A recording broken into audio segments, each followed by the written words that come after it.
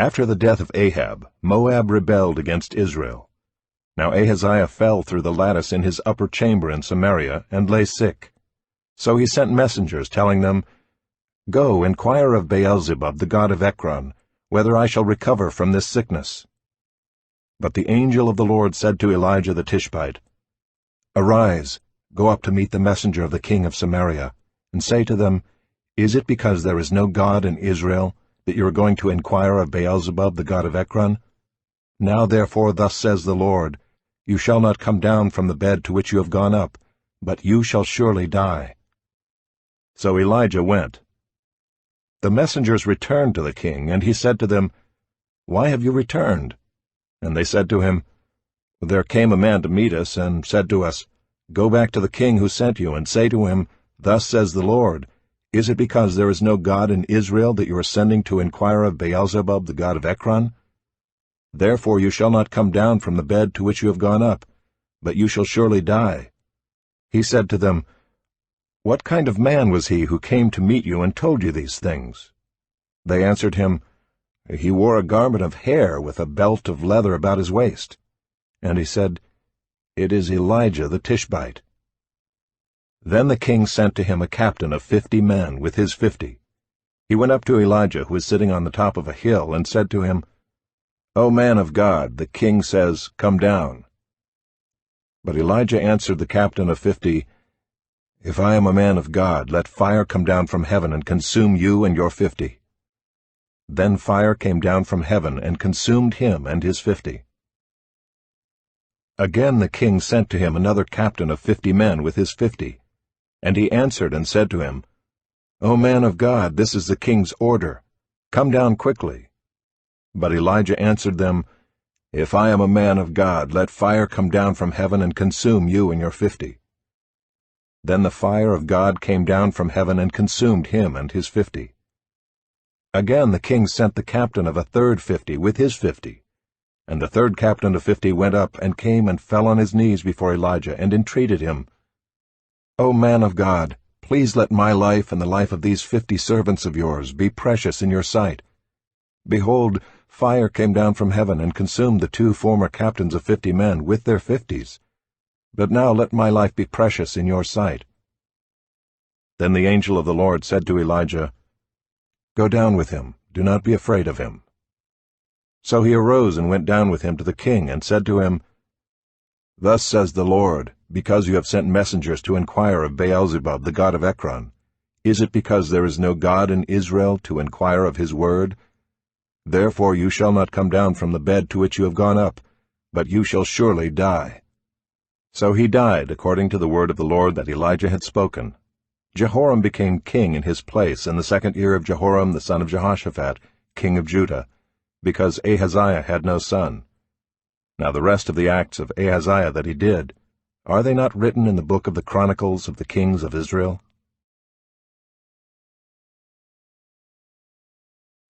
Now when the Lord was about to take Elijah up to heaven by a whirlwind, Elijah and Elisha were on their way from Gilgal. And Elijah said to Elisha, "Please stay here, for the Lord has sent me as far as Bethel." But Elisha said, "As the Lord lives and as you yourself live, I will not leave you." So they went down to Bethel. And the sons of the prophets who were in Bethel came out to Elisha and said to him, "Do you know that today the Lord will take away your master from over you?" And he said, "Yes, I know it. Keep quiet." Elijah said to him, "Elisha, please stay here, for the Lord has sent me to Jericho." But he said, "As the Lord lives and as you yourself live, I will not leave you." So they came to Jericho. The sons of the prophets who were at Jericho drew near to Elisha and said to him, "Do you know that today the Lord will take away your master from over you?" And he answered, "Yes, I know it. Keep quiet." Then Elijah said to him, "Please stay here, for the Lord has sent me to the Jordan." But he said, "As the Lord lives and as you yourself live, I will not leave you." So the two of them went on. 50 men of the sons of the prophets also went and stood at some distance from them, as they both were standing by the Jordan. Then Elijah took his cloak and rolled it up and struck the water, and the water was parted to the one side and to the other, till the two of them could go over on dry ground. When they had crossed, Elijah said to Elisha, "Ask what I shall do for you before I am taken from you." And Elisha said, "Please let there be a double portion of your spirit on me." And he said, "You have asked a hard thing. Yet if you see me as I am being taken from you, it shall be so for you. But if you do not see me, it shall not be so." And as they still went on and talked, behold, chariots of fire and horses of fire separated the two of them. And Elijah went up by a whirlwind into heaven. And Elisha saw it, and he cried, my father, the chariots of Israel and its horsemen." And he saw him no more. Then he took hold of his own clothes and tore them in two pieces. And he took up the cloak of Elijah that had fallen from him, and went back and stood on the bank of the Jordan. Then he took the cloak of Elijah that had fallen from him, and struck the water, saying, "Where is the Lord, the God of Elijah?" And when he had struck the water was parted to the one side and to the other, and Elisha went over. Now when the sons of the prophets who were at Jericho saw him opposite them, they said, "The spirit of Elijah rests on Elisha." And they came to meet him and bowed to the ground before him. And they said to him, "Behold now, there are with your servants 50 strong men. Please let them go and seek your master. It may be that the Spirit of the Lord has caught him up and cast him upon some mountain or into some valley." And he said, "You shall not send." But when they urged him till he was ashamed, he said, "Send." They sent therefore 50 men, and for 3 days they sought him, but did not find him. And they came back to him while he was staying at Jericho, and he said to them, "Did I not say to you, do not go?" Now the men of the city said to Elisha, "Behold, the situation of this city is pleasant, as my lord sees, but the water is bad, and the land is unfruitful." He said, "Bring me a new bowl, and put salt in it." So they brought it to him. Then he went to the spring of water, and threw salt in it, and said, "Thus says the Lord, I have healed this water. From now on neither death nor miscarriage shall come from it." So the water has been healed to this day, according to the word that Elisha spoke. He went up from there to Bethel, and while he was going up on the way, some small boys came out of the city and jeered at him, saying, "Go up, you bald head! Go up, you bald head!" And he turned around, and when he saw them, he cursed them in the name of the Lord. And 2 she-bears came out of the woods and tore 42 of the boys. From there he went on to Mount Carmel, and from there he returned to Samaria.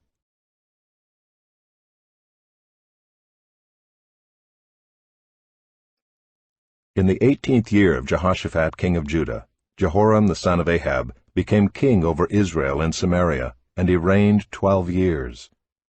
He did what was evil in the sight of the Lord, though not like his father and mother, for he put away the pillar of Baal that his father had made. Nevertheless he clung to the sin of Jeroboam the son of Nebat, which he made Israel to sin. He did not depart from it. Now Mesha king of Moab was a sheep breeder, and he had to deliver to the king of Israel 100,000 lambs and the wool of 100,000 rams. But when Ahab died, the king of Moab rebelled against the king of Israel. So King Jehoram marched out of Samaria at that time and mustered all Israel. And he went and sent word to Jehoshaphat king of Judah, "The king of Moab has rebelled against me. Will you go with me to battle against Moab?" And he said, "I will go. I am as you are, my people as your people, my horses as your horses." Then he said, "By which way shall we march?" Jehoram answered, "By the way of the wilderness of Edom." So the king of Israel went with the king of Judah and the king of Edom, and when they had made a circuitous march of 7 days, there was no water for the army or for the animals that followed them. Then the king of Israel said, "Alas, the Lord has called these 3 kings to give them into the hand of Moab." And Jehoshaphat said, "Is there no prophet of the Lord here, through whom we may inquire of the Lord?" Then one of the king of Israel's servants answered, "Elisha the son of Shaphat is here, who poured water on the hands of Elijah." And Jehoshaphat said, "The word of the Lord is with him." So the king of Israel and Jehoshaphat and the king of Edom went down to him. And Elisha said to the king of Israel, "What have I to do with you? Go to the prophets of your father and to the prophets of your mother." But the king of Israel said to him, "No, it is the Lord who has called these 3 kings to give them into the hand of Moab." And Elisha said, "As the Lord of hosts lives, before whom I stand, were it not that I have regard for Jehoshaphat the king of Judah, I would neither look at you nor see you. But now bring me a musician." And when the musician played, the hand of the Lord came upon him. And he said, "Thus says the Lord, I will make this dry stream bed full of pools. For thus says the Lord, you shall not see wind or rain, but that stream bed shall be filled with water, so that you shall drink, you, your livestock, and your animals. This is a light thing in the sight of the Lord. He will also give the Moabites into your hand, and you shall attack every fortified city and every choice city, and shall fell every good tree, and stop up all springs of water, and ruin every good piece of land with stones." The next morning, about the time of offering the sacrifice, behold, water came from the direction of Edom, till the country was filled with water. When all the Moabites heard that the kings had come up to fight against them, all who were able to put on armor, from the youngest to the oldest, were called out and were drawn up at the border. And when they rose early in the morning and the sun shone on the water, the Moabites saw the water opposite them as red as blood. And they said, "This is blood. The kings have surely fought together and struck one another down. Now then, Moab, to the spoil." But when they came to the camp of Israel, the Israelites rose and struck the Moabites till they fled before them. And they went forward, striking the Moabites as they went.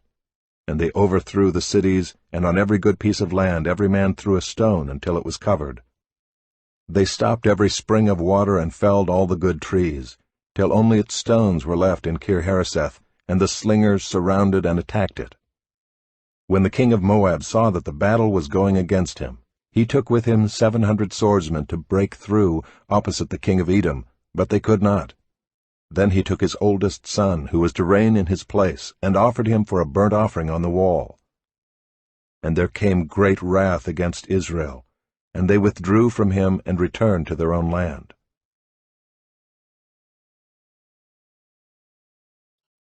Now the wife of one of the sons of the prophets cried to Elisha, "Your servant my husband is dead, and you know that your servant feared the Lord, but the creditor has come to take my 2 children to be his slaves." And Elisha said to her, "What shall I do for you?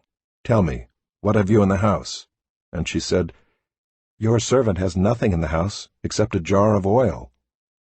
Then he said, "Go outside, borrow vessels from all your neighbors, empty vessels, and not too few.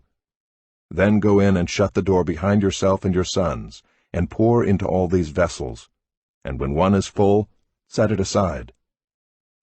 So she went from him, and shut the door behind herself and her sons. And as she poured, they brought the vessels to her. When the vessels were full, she said to her son, "Bring me another vessel." And he said to her, "There is not another." Then the oil stopped flowing. She came and told the man of God, and he said, "Go, sell the oil and pay your debts, and you and your sons can live on the rest." One day Elisha went on to Shunem, where a wealthy woman lived, who urged him to eat some food. So whenever he passed that way, he would turn in there to eat food. And she said to her husband, "Behold now, I know that this is a holy man of God who is continually passing our way. Let us make a small room on the roof with walls, and put there for him a bed, a table, a chair, and a lamp, so that whenever he comes to us, he can go in there." One day he came there, and he turned into the chamber and rested there. And he said to Gehazi his servant, "Call this Shunammite." When he called her, she stood before him. And he said to him, "Say now to her, See, you have taken all this trouble for us. What is to be done for you? Would you have a word spoken on your behalf to the king or to the commander of the army?" She answered, "I dwell among my own people." And he said, "What then is to be done for her?" Gehazi answered, "Well, she has no son, and her husband is old." He said, "Call her." And when he had called her, she stood in the doorway. And he said, At this season, about this time next year, you shall embrace a son. And she said, No, my lord, O man of God, do not lie to your servant. But the woman conceived, and she bore a son about that time the following spring, as Elisha had said to her. When the child had grown, he went out one day to his father among the reapers. And he said to his father, Oh, my head, my head! The father said to his servant, Carry him to his mother. And when he had lifted him and brought him to his mother, the child sat on her lap till noon, and then he died. And she went up and laid him on the bed of the man of God, and shut the door behind him, and went out. Then she called to her husband, and said, Send me one of the servants and one of the donkeys, that I may quickly go to the man of God and come back again. And he said, Why will you go to him today? It is neither a new moon nor Sabbath. She said, All is well. Then she saddled the donkey, and she said to her servant, Urge the animal on. Do not slacken the pace for me, unless I tell you. So she set out and came to the man of God at Mount Carmel. When the man of God saw her coming, he said to Gehazi his servant, Look, there is the Shunammite. Run at once to meet her, and say to her, Is all well with you? Is all well with your husband? Is all well with the child? And she answered, All is well. And when she came to the mountain to the man of God, she caught hold of his feet. And Gehazi came to push her away, but the man of God said, Leave her alone, for she is in bitter distress, and the Lord has hidden it from me and has not told me. Then she said, Did I ask my Lord for a son? Did I not say, Do not deceive me? He said to Gehazi, Tie up your garment, and take my staff in your hand, and go. If you meet anyone, do not greet him, and if anyone greets you, do not reply. And lay my staff on the face of the child. Then the mother of the child said, As the Lord lives, and as you yourself live, I will not leave you. So he arose and followed her. Gehazi went on ahead and laid the staff on the face of the child, but there was no sound or sign of life. Therefore he returned to meet him and told him, The child is not awakened. When Elisha came into the house, he saw the child lying dead on his bed. So he went in and shut the door behind the two of them, and prayed to the Lord. Then he went up and lay on the child, putting his mouth on his mouth, his eyes on his eyes, and his hands on his hands. And as he stretched himself upon him, the flesh of the child became warm. Then he got up again and walked once back and forth in the house, and went up and stretched himself upon him. The child sneezed 7 times, and the child opened his eyes. Then he summoned Gehazi and said, Call this Shunammite. So he called her, and when she came to him, he said, Pick up your son. She came and fell at his feet, bowing to the ground. Then she picked up her son and went out. And Elisha came again to Gilgal, when there was a famine in the land. And as the sons of the prophets were sitting before him, he said to his servant, Set on the large pot and boil stew for the sons of the prophets. One of them went out into the field to gather herbs, and found a wild vine, and gathered from it his lap full of wild gourds, and came and cut them up into the pot of stew, not knowing what they were. And they poured out some for the men to eat. But while they were eating of the stew, they cried out, O man of God, there is death in the pot. And they could not eat it. He said, Then bring flour. And he threw it into the pot, and said, Pour some out for the men, that they may eat. And there was no harm in the pot. A man came from Baal-Shalishah, bringing the man of God bread of the firstfruits, 20 loaves of barley and fresh ears of grain in his sack. And Elisha said, Give to the men, that they may eat. But his servant said, How can I set this before 100 men? So he repeated, Give them to the men, that they may eat, for thus says the Lord, They shall eat and have some left. So he set it before them, and they ate and had some left, according to the word of the Lord.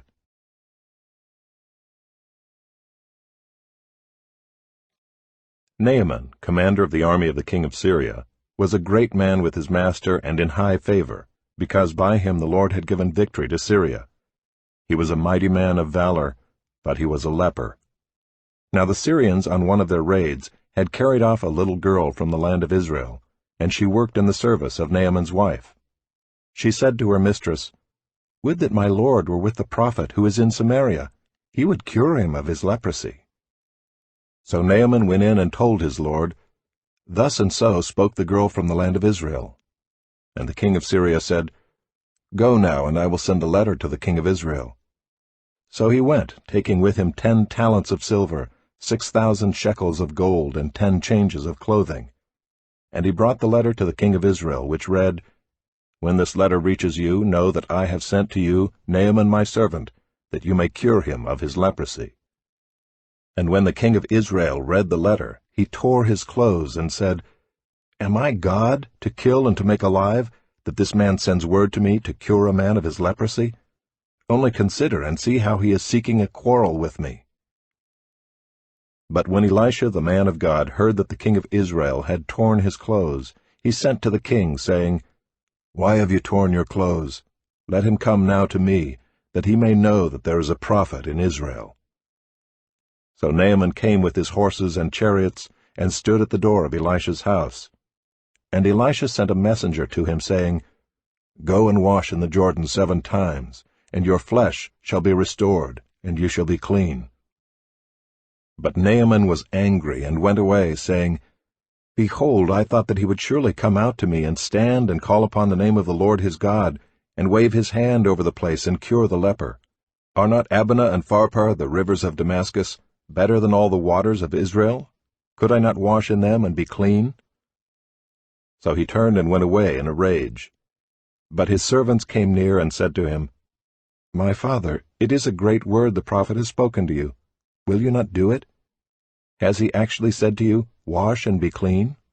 So he went down and dipped himself 7 times in the Jordan, according to the word of the man of God, and his flesh was restored, like the flesh of a little child, and he was clean. Then he returned to the man of God, he and all his company, and he came and stood before him.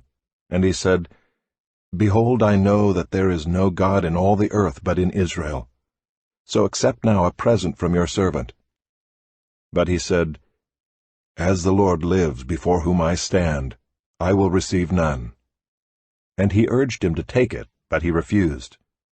Then Naaman said, "If not, please let there be given to your servant 2 mules' load of earth, for from now on your servant will not offer burnt offering or sacrifice to any god but the Lord. In this matter may the Lord pardon your servant, when my master goes into the house of Rimmon to worship there, leaning on my arm, and I bow myself in the house of Rimmon. When I bow myself in the house of Rimmon, the Lord pardon your servant in this matter." He said to him, "Go in peace." But when Naaman had gone from him a short distance, Gehazi, the servant of Elisha the man of God, said, "See, my master has spared this Naaman the Syrian, in not accepting from his hand what he brought. As the Lord lives, I will run after him and get something from him." So Gehazi followed Naaman. And when Naaman saw someone running after him, he got down from the chariot to meet him and said, "Is all well?" And he said, "All is well. My master has sent me to say, There have just come now to me from the hill country of Ephraim 2 young men of the sons of the prophets. Please give them a talent of silver and 2 changes of clothing." And Naaman said, "Be pleased to accept 2 talents. And he urged him and tied up 2 talents of silver in 2 bags with 2 changes of clothing, and laid them on 2 of his servants. And they carried them before Gehazi. And when he came to the hill, he took them from their hand and put them in the house, and he sent the men away, and they departed. He went in and stood before his master, and Elisha said to him, "Where have you been, Gehazi?" And he said, "Your servant went nowhere." But he said to him, "Did not my heart go when the man turned from his chariot to meet you? Was it a time to accept money and garments, olive orchards and vineyards, sheep and oxen, male servants and female servants? Therefore the leprosy of Naaman shall cling to you and to your descendants forever." So he went out from his presence a leper like snow.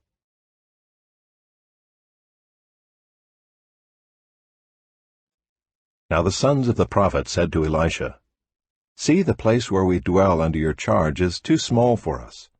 Let us go to the Jordan, and each of us get there a log, and let us make a place for us to dwell there. And he answered, Go. Then one of them said, Be pleased to go with your servants. And he answered, I will go. So he went with them, and when they came to the Jordan, they cut down trees. But as one was felling a log, his axe head fell into the water, and he cried out, Alas, my master, it was borrowed. Then the man of God said, Where did it fall? When he showed him the place, he cut off a stick and threw it in there and made the iron float. And he said, Take it up. So he reached out his hand and took it. Once when the king of Syria was warring against Israel, he took counsel with his servants, saying, At such and such a place shall be my camp. But the man of God sent word to the king of Israel, Beware that you do not pass this place, for the Syrians are going down there. And the king of Israel sent to the place about which the man of God told him. Thus he used to warn him, so that he saved himself there more than once or twice. And the mind of the king of Syria was greatly troubled because of this thing, and he called his servants and said to them, Will you not show me who of us is for the king of Israel? And one of his servants said, None, my lord, O king, but Elisha the prophet who is in Israel tells the king of Israel the words that you speak in your bedroom. And he said, Go and see where he is, that I may send and seize him. It was told him, Behold, he is in Dothan. So he sent their horses and chariots and a great army, and they came by night and surrounded the city. When the servant of the man of God rose early in the morning and went out, behold, an army with horses and chariots was all around the city. And the servant said, Alas, my master, what shall we do? He said, Do not be afraid, for those who are with us are more than those who are with them. Then Elisha prayed and said, O Lord, please open his eyes, that he may see. So the Lord opened the eyes of the young man, and he saw, and behold, the mountain was full of horses and chariots of fire all around Elisha. And when the Syrians came down against him, Elisha prayed to the Lord and said, Please strike this people with blindness. So he struck them with blindness in accordance with the prayer of Elisha. And Elisha said to them, This is not the way, and this is not the city. Follow me, and I will bring you to the man whom you seek. And he led them to Samaria. As soon as they entered Samaria, Elisha said, O Lord, open the eyes of these men, that they may see. So the Lord opened their eyes, and they saw, and behold, they were in the midst of Samaria. As soon as the king of Israel saw them, he said to Elisha, My father, shall I strike them down? Shall I strike them down? He answered, You shall not strike them down. Would you strike down those whom you have taken captive with your sword and with your bow? Set bread and water before them, that they may eat and drink and go to their master. So he prepared for them a great feast, and when they had eaten and drunk, he sent them away, and they went to their master. And the Syrians did not come again on raids into the land of Israel.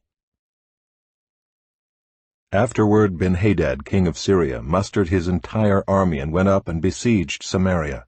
And there was a great famine in Samaria as they besieged it, until a donkey's head was sold for 80 shekels of silver, and the fourth part of a cab of dove's dung for 5 shekels of silver.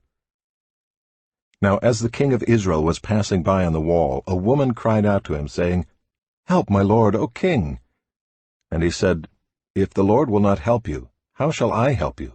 From the threshing floor or from the winepress? And the king asked her, What is your trouble? She answered, This woman said to me, Give your son that we may eat him today, and we will eat my son tomorrow. So we boiled my son and ate him, and on the next day I said to her, Give your son that we may eat him. But she has hidden her son. When the king heard the words of the woman, he tore his clothes. Now he was passing by on the wall, and the people looked, and behold, he had sackcloth beneath on his body. And he said, May God do so to me, and more also, if the head of Elisha the son of Shaphat remains on his shoulders today. Elisha was sitting in his house, and the elders were sitting with him. Now the king had dispatched a man from his presence, but before the messenger arrived, Elisha said to the elders, Do you see how this murderer has sent to take off my head? Look, when the messenger comes, shut the door and hold the door fast against him. Is not the sound of his master's feet behind him?" And while he was still speaking with them, the messenger came to him and said, "This trouble is from the Lord. Why should I wait for the Lord any longer?"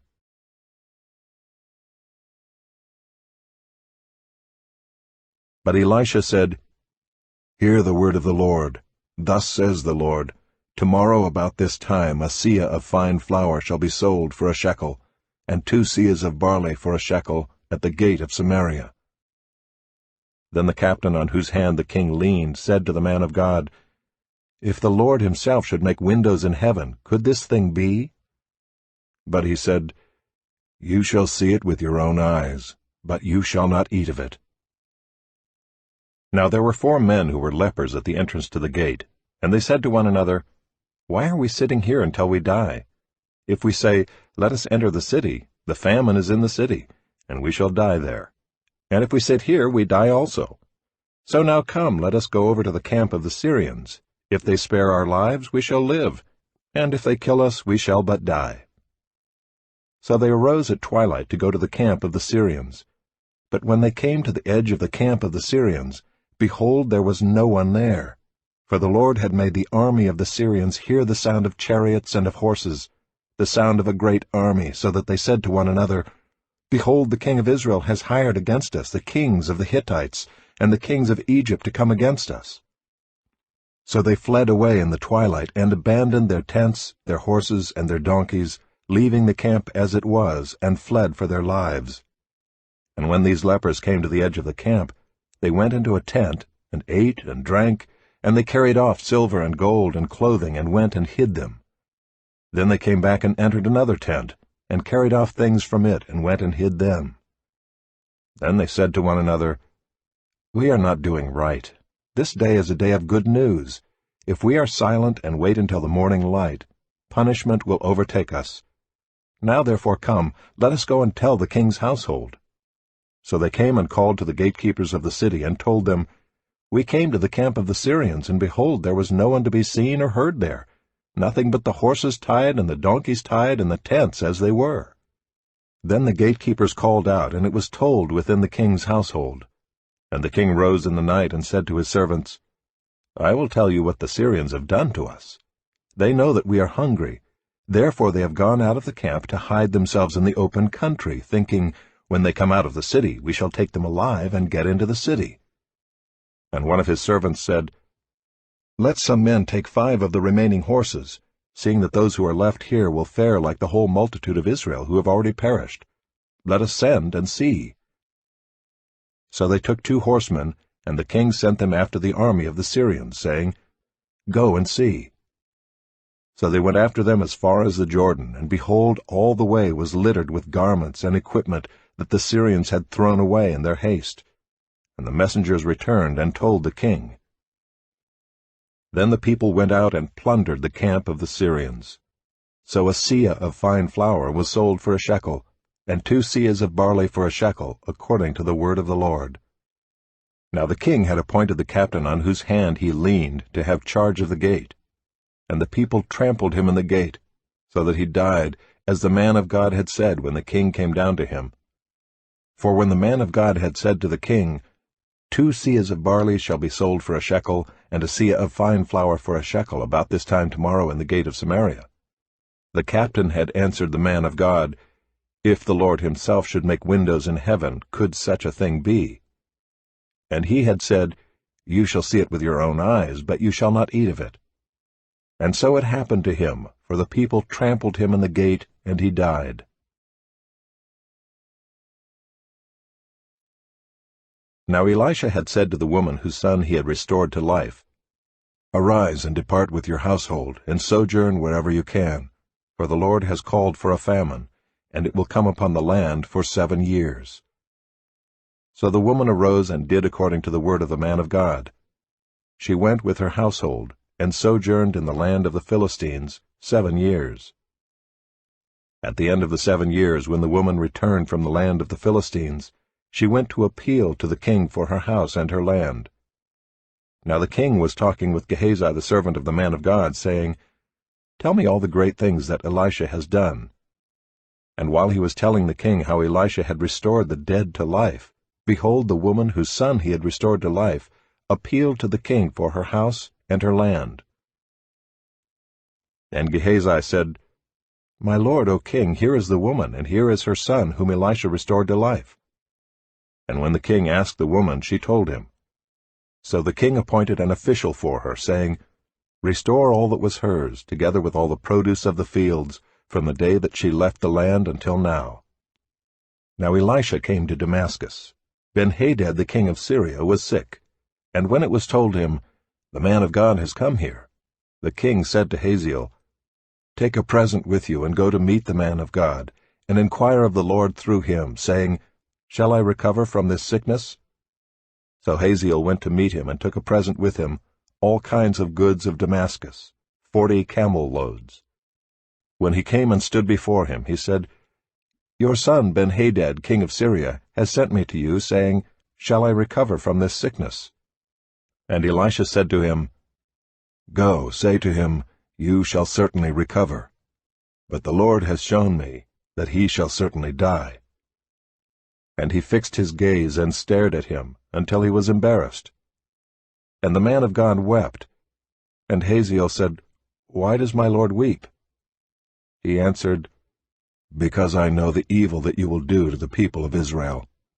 You will set on fire their fortresses, and you will kill their young men with the sword, and dash in pieces their little ones, and rip open their pregnant women." And Hazael said, "What is your servant, who is but a dog, that he should do this great thing?"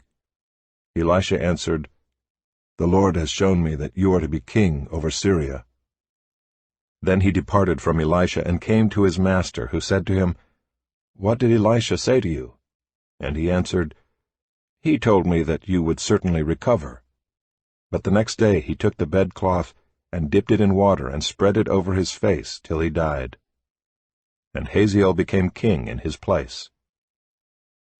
In the 5th year of Joram the son of Ahab king of Israel, when Jehoshaphat was king of Judah, Jehoram the son of Jehoshaphat king of Judah began to reign. He was 32 years old when he became king, and he reigned 8 years in Jerusalem. And he walked in the way of the kings of Israel, as the house of Ahab had done, for the daughter of Ahab was his wife. And he did what was evil in the sight of the Lord. Yet the Lord was not willing to destroy Judah for the sake of David his servant, since he promised to give a lamp to him and to his sons forever. In his days Edom revolted from the rule of Judah, and set up a king of their own. Then Joram passed over to Zair with all his chariots, and rose by night, and he and his chariot commanders struck the Edomites who had surrounded him, but his army fled home. So Edom revolted from the rule of Judah to this day. Then Libnah revolted at the same time. Now the rest of the acts of Joram and all that he did, are they not written in the book of the Chronicles of the kings of Judah? So Joram slept with his fathers, and was buried with his fathers in the city of David, and Ahaziah his son reigned in his place. In the 12th year of Joram the son of Ahab king of Israel, Ahaziah the son of Jehoram king of Judah began to reign. Ahaziah was 22 years old when he began to reign, and he reigned 1 year in Jerusalem. His mother's name was Athaliah. She was a granddaughter of Omri, king of Israel.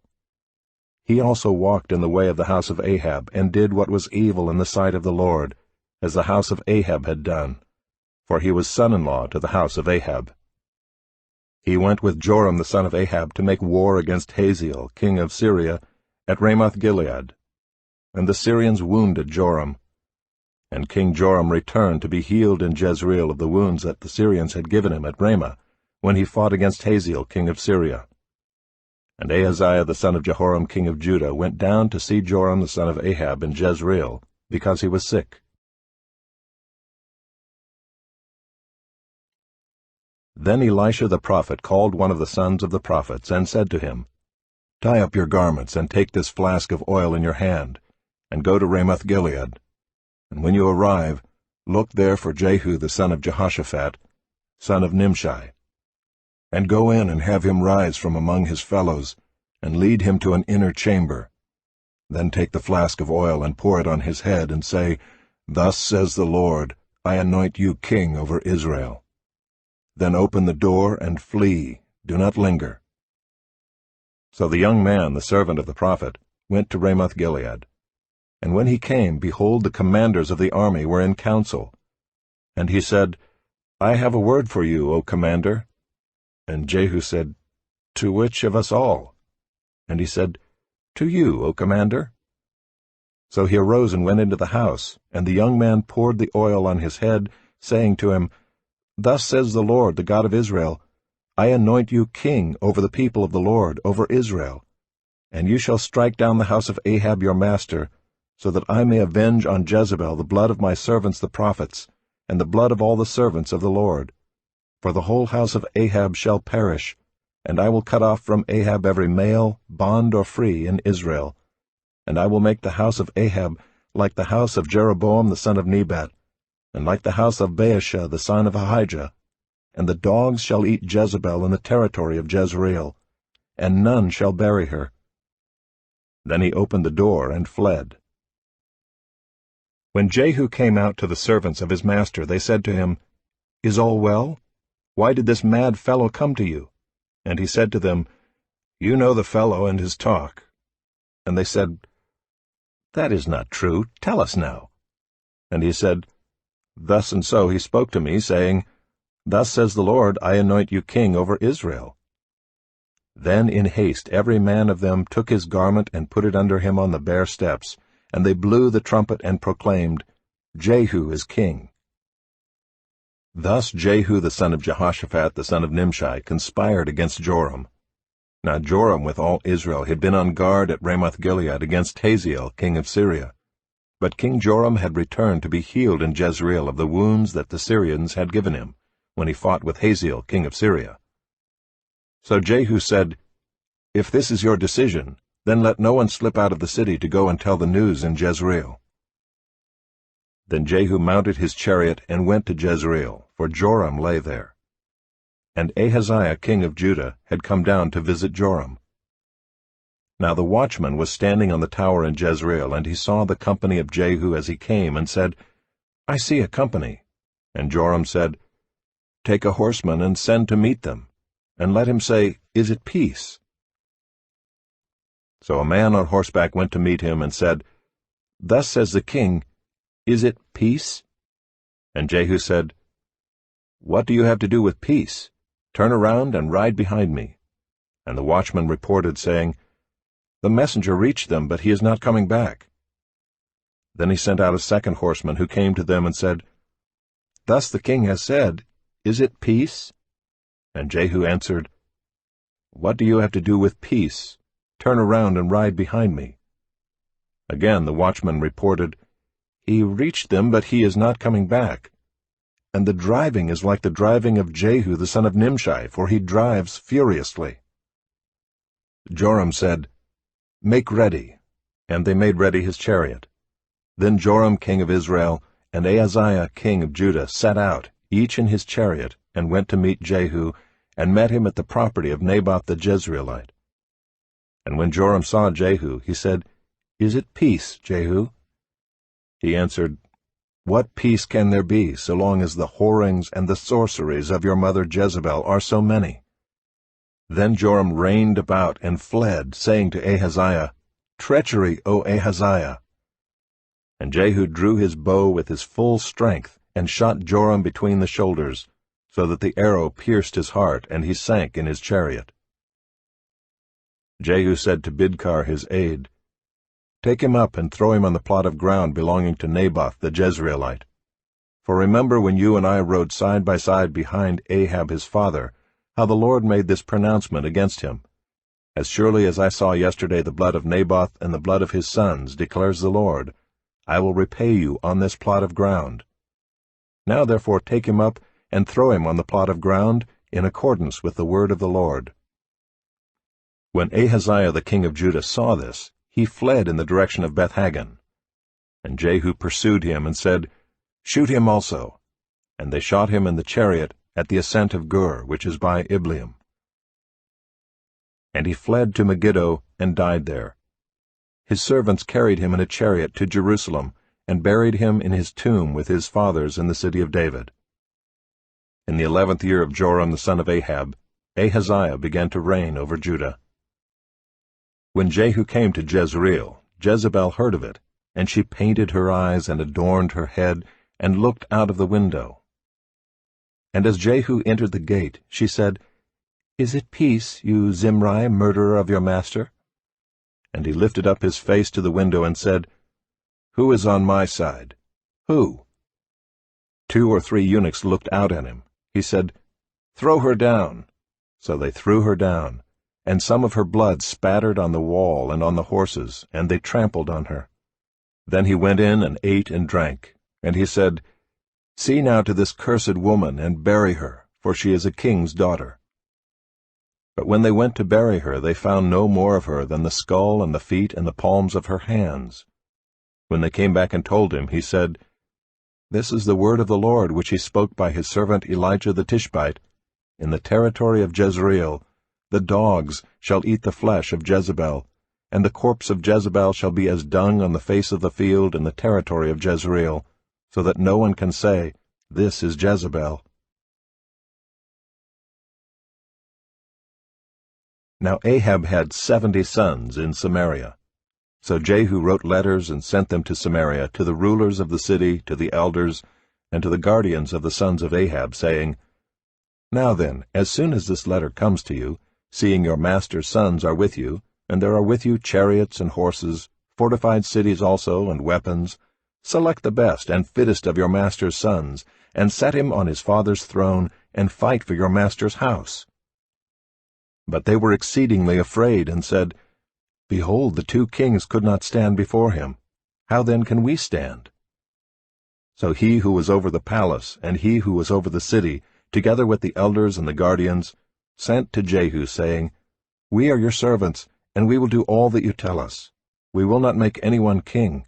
Do whatever is good in your eyes." Then he wrote to them a second letter, saying, "If you are on my side, and if you are ready to obey me, take the heads of your master's sons, and come to me at Jezreel tomorrow at this time." Now the king's sons, 70 persons, were with the great men of the city, who were bringing them up. And as soon as the letter came to them, they took the king's sons and slaughtered them, 70 persons, and put their heads in baskets, and sent them to him at Jezreel. When the messenger came and told him, "They have brought the heads of the king's sons," he said, "Lay them in 2 heaps at the entrance of the gate until the morning." Then in the morning, when he went out, he stood and said to all the people, "You are innocent. It was I who conspired against my master and killed him. But who struck down all these? Know then that there shall fall to the earth nothing of the word of the Lord, which the Lord spoke concerning the house of Ahab, for the Lord has done what he said by his servant Elijah." So Jehu struck down all who remained of the house of Ahab in Jezreel, all his great men and his close friends and his priests, until he left him none remaining. Then he set out and went to Samaria.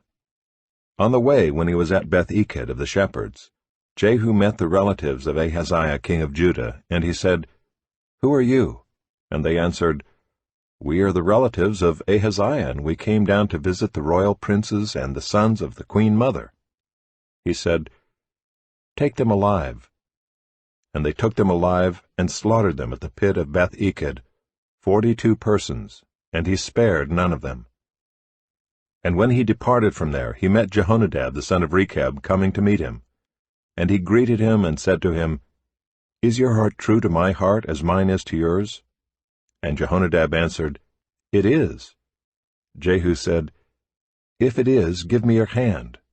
So he gave him his hand. And Jehu took him up with him into the chariot. And he said, "Come with me and see my zeal for the Lord." So he had him ride in his chariot. And when he came to Samaria, he struck down all who remained to Ahab in Samaria, till he had wiped them out, according to the word of the Lord that he spoke to Elijah. Then Jehu assembled all the people and said to them, "Ahab served Baal a little, but Jehu will serve him much. Now therefore call to me all the prophets of Baal, all his worshippers and all his priests. Let none be missing, for I have a great sacrifice to offer to Baal. Whoever is missing shall not live." But Jehu did it with cunning in order to destroy the worshippers of Baal. And Jehu ordered, "Sanctify a solemn assembly for Baal." So they proclaimed it. And Jehu sent throughout all Israel, and all the worshippers of Baal came, so that there was not a man left who did not come. And they entered the house of Baal, and the house of Baal was filled from one end to the other. And he said to him who was in charge of the wardrobe, "Bring out the vestments for all the worshippers of Baal." So he brought out the vestments for them. Then Jehu went into the house of Baal with Jehonadab the son of Rechab, and he said to the worshippers of Baal, "Search and see that there is no servant of the Lord here among you, but only the worshippers of Baal." Then they went in to offer sacrifices and burnt offerings. Now Jehu had stationed 80 men outside, and said, "The man who allows any of those whom I give into your hands to escape shall forfeit his life." As soon as he had made an end of offering the burnt offering, Jehu said to the guard and to the officers, "Go in and strike them down, let not a man escape." So when they put them to the sword, the guard and the officers cast them out, and went into the inner room of the house of Baal. And they brought out the pillar that was in the house of Baal, and burned it. And they demolished the pillar of Baal, and demolished the house of Baal, and made it a latrine to this day. Thus Jehu wiped out Baal from Israel. But Jehu did not turn aside from the sins of Jeroboam the son of Nebat, which he made Israel to sin, that is, the golden calves that were in Bethel and in Dan. And the Lord said to Jehu, "Because you have done well in carrying out what is right in my eyes, and have done to the house of Ahab according to all that was in my heart, your sons of the 4th generation shall sit on the throne of Israel." But Jehu was not careful to walk in the law of the Lord, the God of Israel, with all his heart. He did not turn from the sins of Jeroboam, which he made Israel to sin.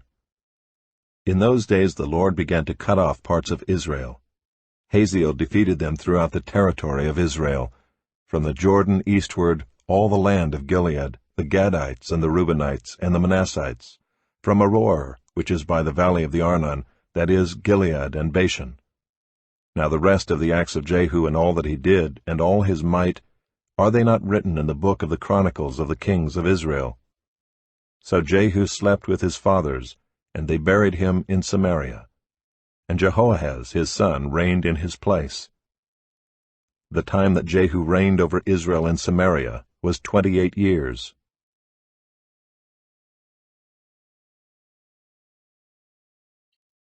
Now when Athaliah the mother of Ahaziah saw that her son was dead, she arose and destroyed all the royal family.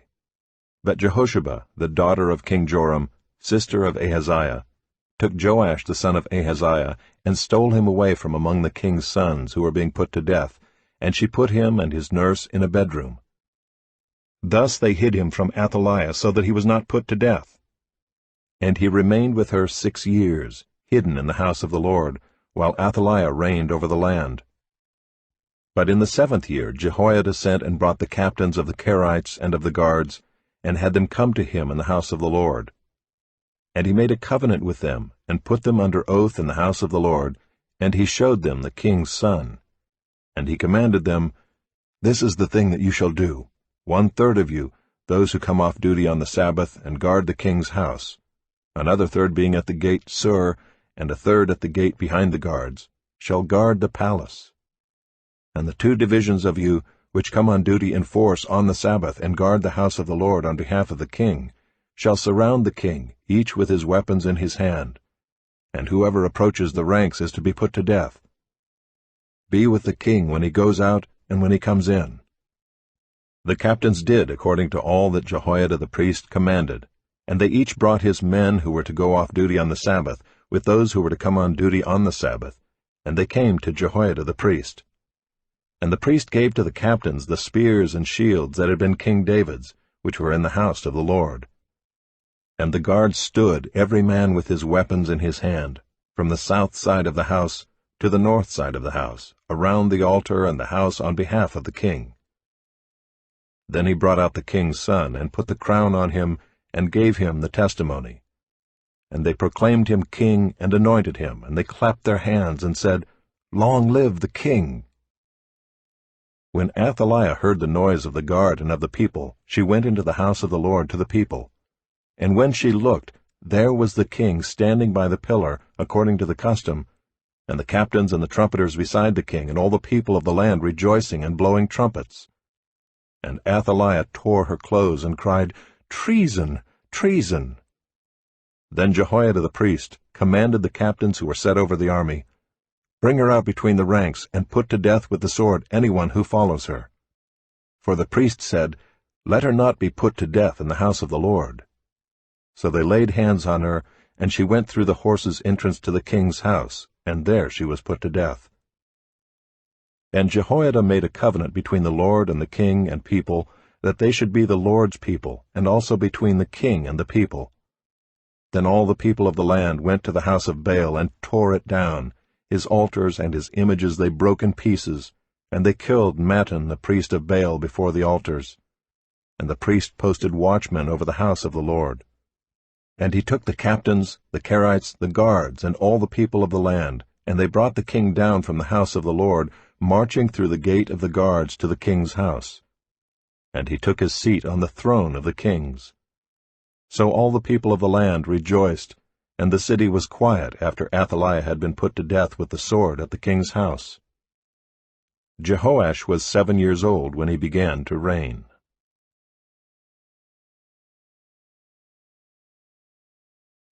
In the 7th year of Jehu, Jehoash began to reign, and he reigned 40 years in Jerusalem.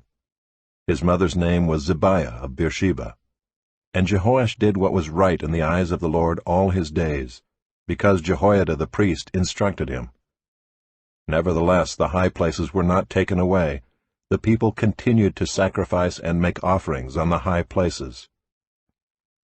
Jehoash said to the priests, "All the money of the holy things that is brought into the house of the Lord, the money for which each man is assessed, the money from the assessment of persons, and the money that a man's heart prompts him to bring into the house of the Lord, let the priests take, each from his donor, and let them repair the house wherever any need of repairs is discovered." But by the 23rd year of King Jehoash, the priests had made no repairs on the house. Therefore King Jehoash summoned Jehoiada the priest and the other priests, and said to them, "Why are you not repairing the house? Now therefore take no more money from your donors, but hand it over for the repair of the house." So the priests agreed that they should take no more money from the people, and that they should not repair the house. Then Jehoiada the priest took a chest and bored a hole in the lid of it, and set it beside the altar on the right side as one entered the house of the Lord. And the priests who guarded the threshold put in it all the money that was brought into the house of the Lord. And whenever they saw that there was much money in the chest, the king's secretary and the high priest came up, and they bagged and counted the money that was found in the house of the Lord. Then they would give the money that was weighed out into the hands of the workmen who had the oversight of the house of the Lord. And they paid it out to the carpenters and the builders who worked on the house of the Lord, and to the masons and the stone cutters, as well as to buy timber and quarried stone for making repairs on the house of the Lord, and for any outlay for the repairs of the house. But there were not made for the house of the Lord basins of silver, snuffers, bowls, trumpets, or any vessels of gold or of silver from the money that was brought into the house of the Lord, for that was given to the workmen who were repairing the house of the Lord with it. And they did not ask an accounting from the men into whose hand they delivered the money to pay out to the workmen, for they dealt honestly. The money from the guilt offerings and the money from the sin offerings was brought into the house of the Lord. It belonged to the priests. At that time Hazael king of Syria went up and fought against Gath and took it. But when Hazael set his face to go up against Jerusalem, Jehoash king of Judah took all the sacred gifts that Jehoshaphat and Jehoram and Ahaziah his fathers, the kings of Judah, had dedicated, and his own sacred gifts, and all the gold that was found in the treasuries of the house of the Lord and of the king's house, and sent these to Hazael king of Syria. Then Hazael went away from Jerusalem. Now the rest of the acts of Joash and all that he did, are they not written in the book of the Chronicles of the kings of Judah? His servants arose and made a conspiracy, and struck down Joash in the house of Millo, on the way that goes down to Silla. It was Jozachar the son of Shimeath, and Jehozabad the son of Shomer, his servants, who struck him down so that he died. And they buried him with his fathers in the city of David, and Amaziah his son reigned in his place.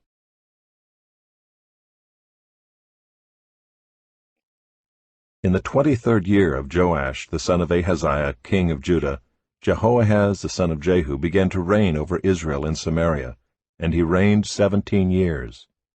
He did what was evil in the sight of the Lord, and followed the sins of Jeroboam the son of Nebat, which he made Israel to sin. He did not depart from them. And the anger of the Lord was kindled against Israel, and he gave them continually into the hand of Hazael king of Syria, and into the hand of Benhadad the son of Hazael. Then Jehoahaz sought the favor of the Lord, and the Lord listened to him, for he saw the oppression of Israel, how the king of Syria oppressed them. Therefore the Lord gave Israel a Savior, so that they escaped from the hand of the Syrians, and the people of Israel lived in their homes as formerly. Nevertheless they did not depart from the sins of the house of Jeroboam, which he made Israel to sin, but walked in them. And the Asherah also remained in Samaria. For there was not left to Jehoahaz an army of more than 50 horsemen and 10 chariots and 10,000 footmen, for the king of Syria had destroyed them and made them like the dust at threshing. Now the rest of the acts of Jehoahaz and all that he did, and his might, are they not written in the book of the Chronicles of the kings of Israel? So Jehoahaz slept with his fathers, and they buried him in Samaria, and Joash his son reigned in his place. In the 37th year of Joash king of Judah, Jehoash the son of Jehoahaz began to reign over Israel in Samaria, and he reigned 16 years. He also did what was evil in the sight of the Lord. He did not depart from all the sins of Jeroboam the son of Nebat, which he made Israel to sin, but he walked in them. Now the rest of the acts of Joash and all that he did, and the might with which he fought against Amaziah king of Judah, are they not written in the book of the Chronicles of the kings of Israel? So Joash slept with his fathers, and Jeroboam sat on his throne. And Joash was buried in Samaria with the kings of Israel. Now when Elisha had fallen sick with the illness of which he was to die, Joash king of Israel went down to him and wept before him, crying, my father, the chariots of Israel and its horsemen. And Elisha said to him, take a bow and arrows. So he took a bow and arrows. Then he said to the king of Israel, draw the bow. And he drew it. And Elisha laid his hands on the king's hands. And he said, open the window eastward. And he opened it. Then Elisha said, shoot. And he shot. And he said, the Lord's arrow of victory, the arrow of victory over Syria. For you shall fight the Syrians in Aphek until you have made an end of them. And he said, take the arrows. And he took them. And he said to the king of Israel, strike the ground with them. And he struck 3 times and stopped. Then the man of God was angry with him and said, you should have struck 5 or 6 times. Then you would have struck down Syria until you had made an end of it. But now you will strike down Syria only 3 times. So Elisha died, and they buried him. Now bands of Moabites used to invade the land in the spring of the year. And as a man was being buried, behold, a marauding band was seen, and the man was thrown into the grave of Elisha. And as soon as the man touched the bones of Elisha, he revived and stood on his feet. Now Hazael king of Syria oppressed Israel all the days of Jehoahaz.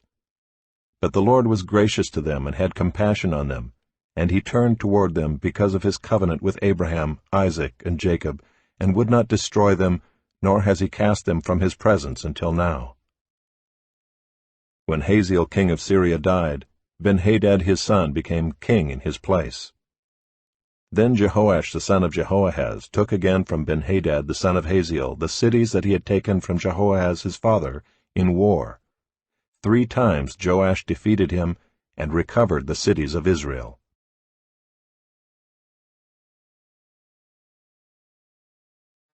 In the 2nd year of Joash the son of Joahaz king of Israel, Amaziah the son of Joash king of Judah began to reign. He was 25 years old when he began to reign, and he reigned 29 years in Jerusalem. His mother's name was Jehoaddan of Jerusalem. And he did what was right in the eyes of the Lord, yet not like David his father. He did in all things as Joash his father had done. But the high places were not removed. The people still sacrificed and made offerings on the high places. And as soon as the royal power was firmly in his hand, he struck down his servants who had struck down the king his father. But he did not put to death the children of the murderers, according to what is written in the book of the law of Moses, where the Lord commanded, "Fathers shall not be put to death because of their children, nor shall children be put to death because of their fathers, but each one shall die for his own sin." He struck down 10,000 Edomites in the valley of Salt, and took Selah by storm, and called it Joktheel, which is its name to this day.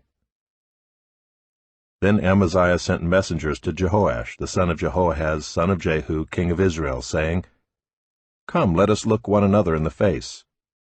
And Jehoash king of Israel sent word to Amaziah king of Judah, "A thistle on Lebanon sent to a cedar on Lebanon, saying, Give your daughter to my son for a wife. And a wild beast of Lebanon passed by and trampled down the thistle. You have indeed struck down Edom, and your heart has lifted you up. Be content with your glory and stay at home, for why should you provoke trouble so that you fall, you and Judah with you?" But Amaziah would not listen. So Jehoash king of Israel went up, and he and Amaziah king of Judah faced one another in battle at Bethshemesh, which belongs to Judah. And Judah was defeated by Israel, and every man fled to his home.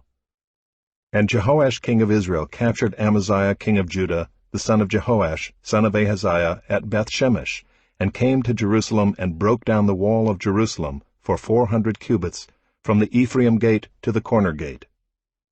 And he seized all the gold and silver and all the vessels that were found in the house of the Lord and in the treasuries of the king's house, also hostages, and he returned to Samaria. Now the rest of the acts of Jehoash that he did, and his might, and how he fought with Amaziah king of Judah, are they not written in the book of the Chronicles of the kings of Israel? And Jehoash slept with his fathers, and was buried in Samaria with the kings of Israel. And Jeroboam his son reigned in his place. Amaziah the son of Joash king of Judah lived 15 years after the death of Jehoash son of Jehoahaz king of Israel. Now the rest of the deeds of Amaziah, are they not written in the book of the Chronicles of the kings of Judah? And they made a conspiracy against him in Jerusalem, and he fled to Lachish. But they sent after him to Lachish and put him to death there. And they brought him on horses, and he was buried in Jerusalem with his fathers in the city of David. And all the people of Judah took Azariah, who was 16 years old, and made him king instead of his father Amaziah. He built Eleth, and restored it to Judah, after the king slept with his fathers. In the 15th year of Amaziah the son of Joash king of Judah, Jeroboam the son of Joash king of Israel began to reign in Samaria, and he reigned 41 years. And he did what was evil in the sight of the Lord. He did not depart from all the sins of Jeroboam the son of Nebat, which he made Israel to sin. He restored the border of Israel from Lebo-Hamath as far as the sea of the Arabah, according to the word of the Lord, the God of Israel, which he spoke by his servant Jonah the son of Amittai, the prophet, who was from Gath-hepher. For the Lord saw that the affliction of Israel was very bitter, for there was none left, bond or free, and there was none to help Israel. But the Lord had not said that he would blot out the name of Israel from under heaven, so he saved them by the hand of Jeroboam the son of Joash. Now the rest of the acts of Jeroboam, and all that he did, and his might, how he fought, and how he restored Damascus and Hamath to Judah in Israel, are they not written in the book of the Chronicles of the kings of Israel? And Jeroboam slept with his fathers, the kings of Israel, and Zechariah his son reigned in his place.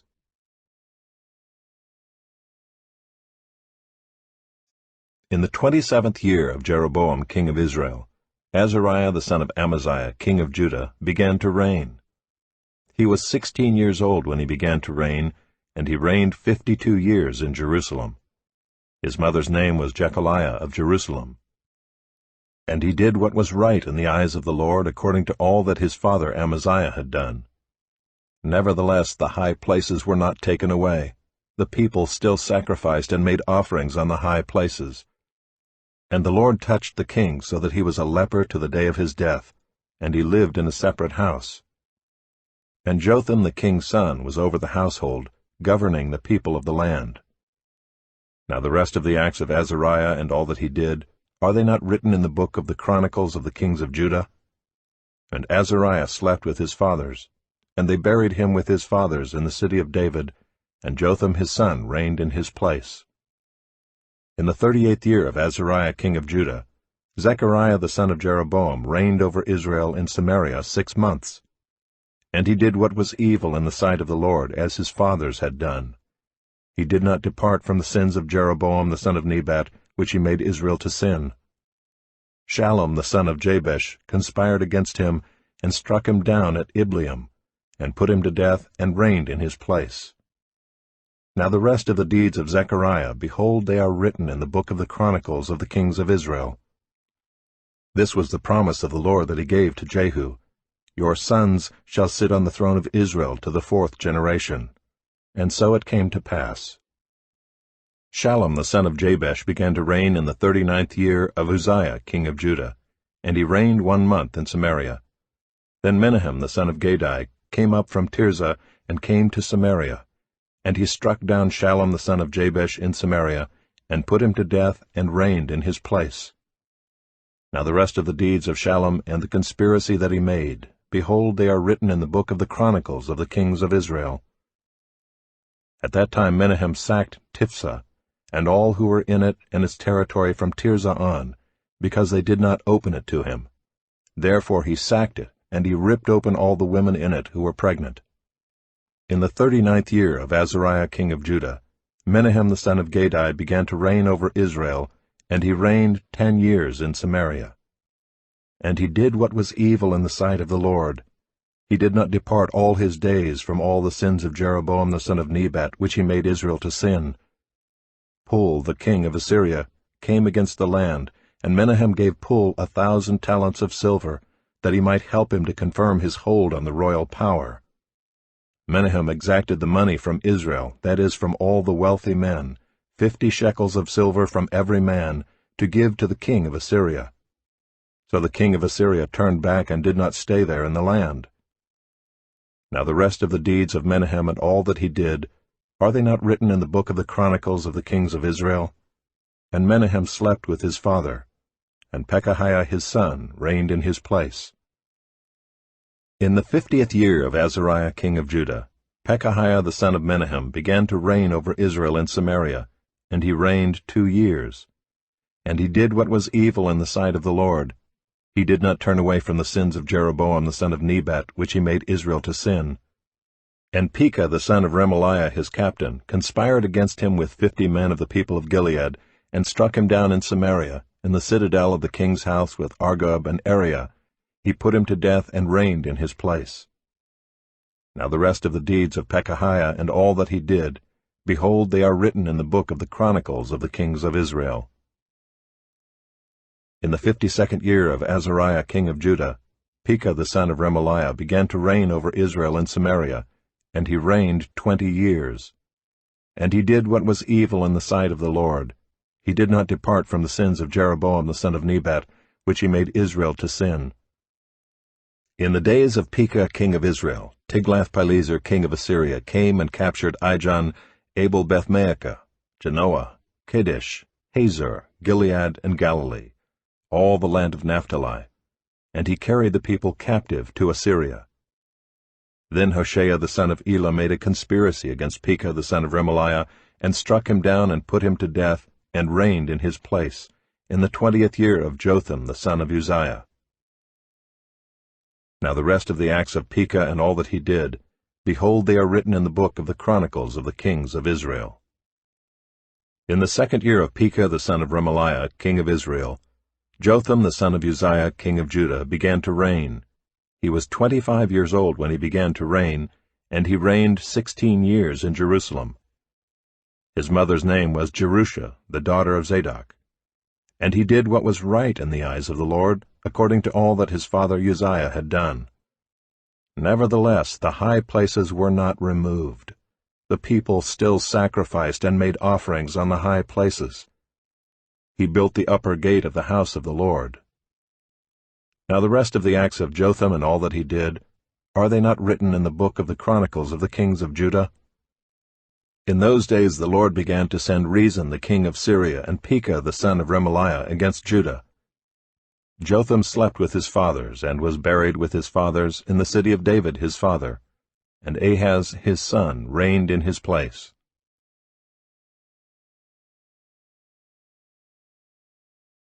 In the 17th year of Pekah the son of Remaliah, Ahaz the son of Jotham king of Judah began to reign. Ahaz was 20 years old when he began to reign, and he reigned 16 years in Jerusalem. And he did not do what was right in the eyes of the Lord his God, as his father David had done, but he walked in the way of the kings of Israel. He even burned his son as an offering, according to the despicable practices of the nations whom the Lord drove out before the people of Israel. And he sacrificed and made offerings on the high places and on the hills and under every green tree. Then Rezin king of Syria and Pekah the son of Remaliah king of Israel came up to wage war on Jerusalem, and they besieged Ahaz, but could not conquer him. At that time Rezin the king of Syria recovered Elath for Syria, and drove the men of Judah from Elath, and the Edomites came to Elath, where they dwell to this day. So Ahaz sent messengers to Tiglath-Pileser king of Assyria, saying, I am your servant and your son. Come up and rescue me from the hand of the king of Syria and from the hand of the king of Israel, who are attacking me. Ahaz also took the silver and gold that was found in the house of the Lord and in the treasures of the king's house, and sent a present to the king of Assyria. And the king of Assyria listened to him. The king of Assyria marched up against Damascus and took it, carrying its people captive to Kir, and he killed Rezin. When King Ahaz went to Damascus to meet Tiglath-Pileser king of Assyria, he saw the altar that was at Damascus. And King Ahaz sent to Uriah the priest a model of the altar and its pattern, exact in all its details. And Uriah the priest built the altar in accordance with all that King Ahaz had sent from Damascus. So Uriah the priest made it, before King Ahaz arrived from Damascus. And when the king came from Damascus, the king viewed the altar.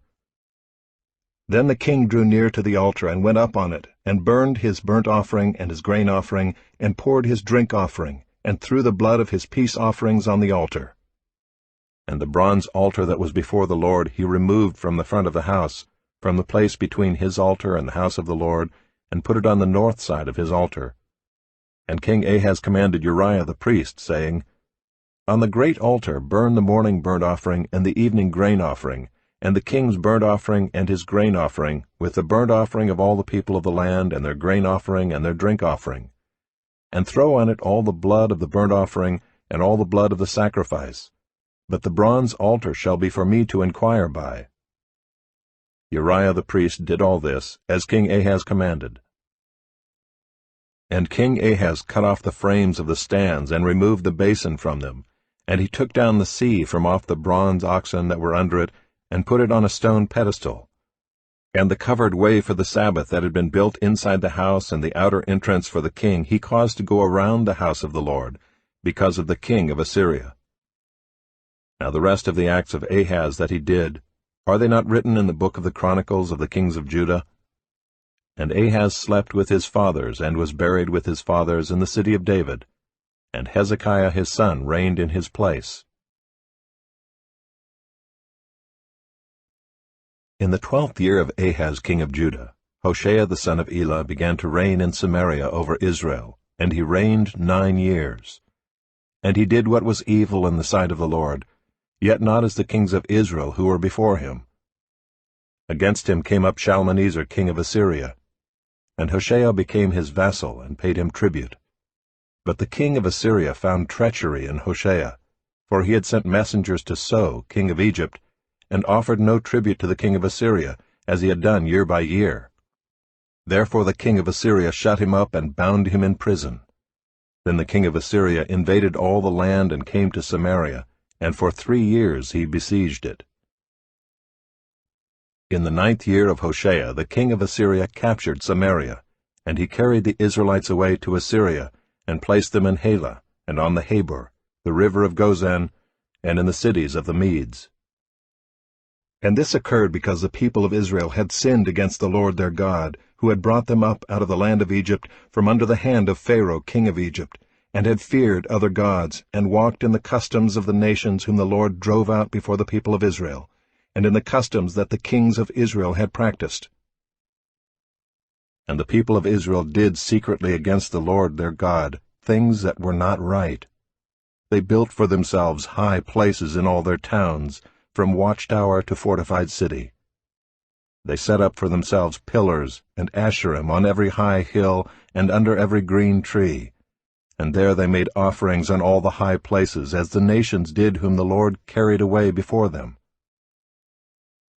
And they did wicked things, provoking the Lord to anger, and they served idols, of which the Lord had said to them, "You shall not do this." Yet the Lord warned Israel and Judah by every prophet and every seer, saying, "Turn from your evil ways, and keep my commandments and my statutes, in accordance with all the law that I commanded your fathers, and that I sent to you by my servants the prophets." But they would not listen, but were stubborn, as their fathers had been, who did not believe in the Lord their God. They despised his statutes and his covenant that he made with their fathers, and the warnings that he gave them. They went after false idols and became false, and they followed the nations that were around them, concerning whom the Lord had commanded them, that they should not do like them. And they abandoned all the commandments of the Lord their God, and made for themselves metal images of 2 calves, and they made an Asherah, and worshipped all the host of heaven, and served Baal. And they burned their sons and their daughters as offerings, and used divination and omens, and sold themselves to do evil in the sight of the Lord, provoking him to anger. Therefore the Lord was very angry with Israel, and removed them out of his sight. None was left but the tribe of Judah only. Judah also did not keep the commandments of the Lord their God, but walked in the customs that Israel had introduced. And the Lord rejected all the descendants of Israel, and afflicted them, and gave them into the hand of plunderers, until he had cast them out of his sight. When he had torn Israel from the house of David, they made Jeroboam the son of Nebat king. And Jeroboam drove Israel from following the Lord, and made them commit great sin. The people of Israel walked in all the sins that Jeroboam did. They did not depart from them, until the Lord removed Israel out of his sight, as he had spoken by all his servants the prophets. So Israel was exiled from their own land to Assyria until this day. And the king of Assyria brought people from Babylon, Cuthah, Ava, Hamath, and Sepharvaim, and placed them in the cities of Samaria instead of the people of Israel. And they took possession of Samaria, and lived in its cities. And at the beginning of their dwelling there, they did not fear the Lord. Therefore the Lord sent lions among them, which killed some of them. So the king of Assyria was told, "The nations that you have carried away and placed in the cities of Samaria do not know the law of the God of the land. Therefore he has sent lions among them, and behold, they are killing them, because they do not know the law of the God of the land." Then the king of Assyria commanded, "Send there one of the priests whom you carried away from there, and let him go and dwell there, and teach them the law of the God of the land." So one of the priests whom they had carried away from Samaria came and lived in Bethel, and taught them how they should fear the Lord. But every nation still made gods of its own, and put them in the shrines of the high places that the Samaritans had made, every nation in the cities in which they lived. The men of Babylon made Succoth-Benoth, the men of Cuth made Nergal, the men of Hamath made Ashima, and the Avites made Nibhaz and Tartak. And the Sepharvites burned their children in the fire to Adramelech and Anamelech, the gods of Sepharvaim. They also feared the Lord, and appointed from among themselves all sorts of people as priests of the high places, who sacrificed for them in the shrines of the high places. So they feared the Lord, but also served their own gods, after the manner of the nations from among whom they had been carried away. To this day they do according to the former manner. They do not fear the Lord, and they do not follow the statutes or the rules or the law or the commandment that the Lord commanded the children of Jacob, whom he named Israel. The Lord made a covenant with them and commanded them, "You shall not fear other gods or bow yourselves to them or serve them or sacrifice to them. But you shall fear the Lord who brought you out of the land of Egypt with great power and with an outstretched arm. You shall bow yourselves to him, and to him you shall sacrifice. And the statutes and the rules and the law and the commandment that he wrote for you, you shall always be careful to do. You shall not fear other gods, and you shall not forget the covenant that I have made with you. You shall not fear other gods, but you shall fear the Lord your God, and he will deliver you out of the hand of all your enemies." However, they would not listen, but they did according to their former manner. So these nations feared the Lord, and also served their carved images. Their children did likewise, and their children's children. As their fathers did, so they do to this day.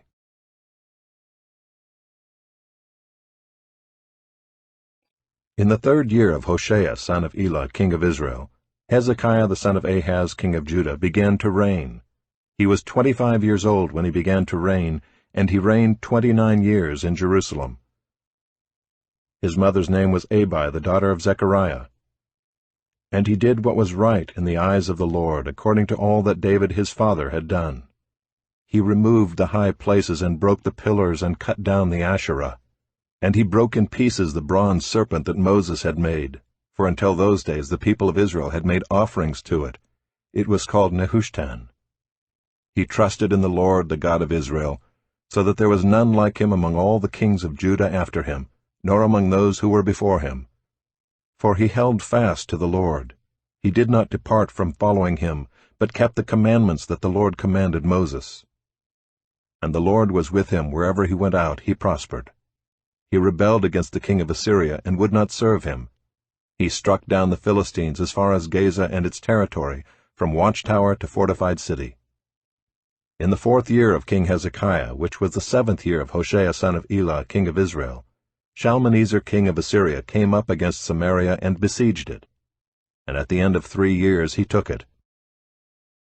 In the 6th year of Hezekiah, which was the 9th year of Hoshea king of Israel, Samaria was taken.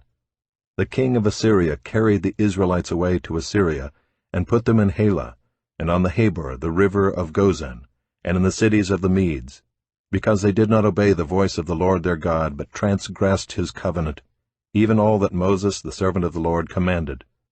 They neither listened nor obeyed. In the 14th year of King Hezekiah, Sennacherib king of Assyria came up against all the fortified cities of Judah and took them. And Hezekiah king of Judah sent to the king of Assyria at Lachish, saying, "I have done wrong. Withdraw from me. Whatever you impose on me I will bear."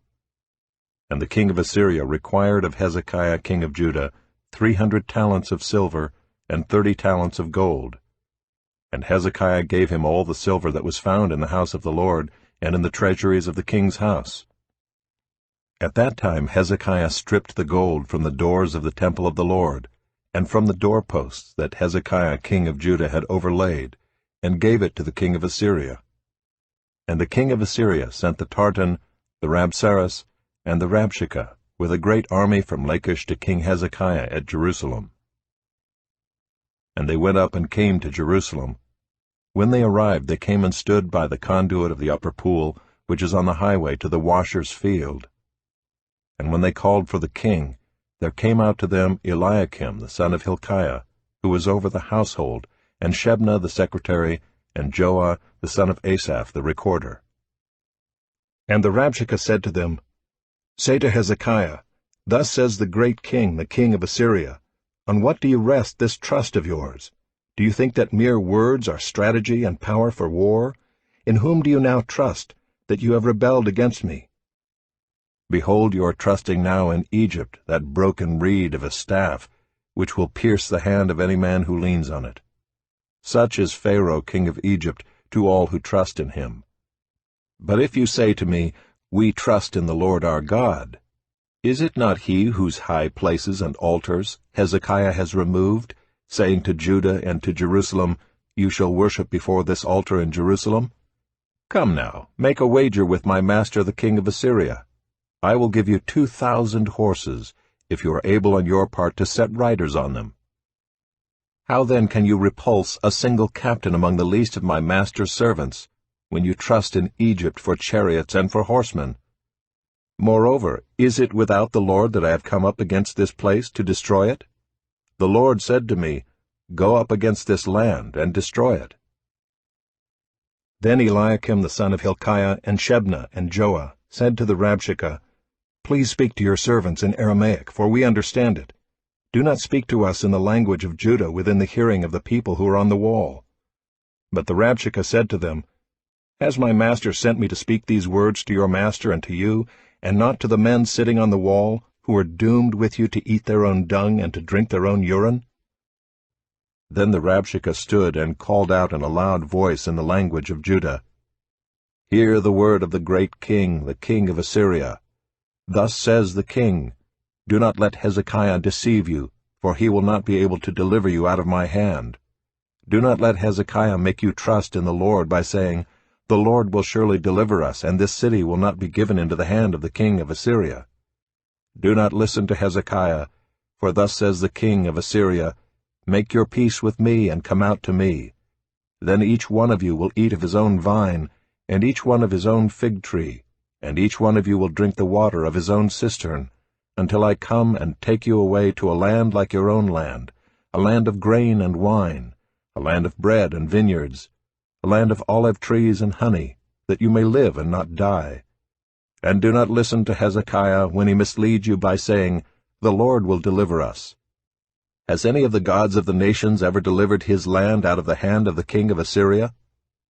Where are the gods of Hamath and Arpad? Where are the gods of Sepharvaim, Hena, and Ivah?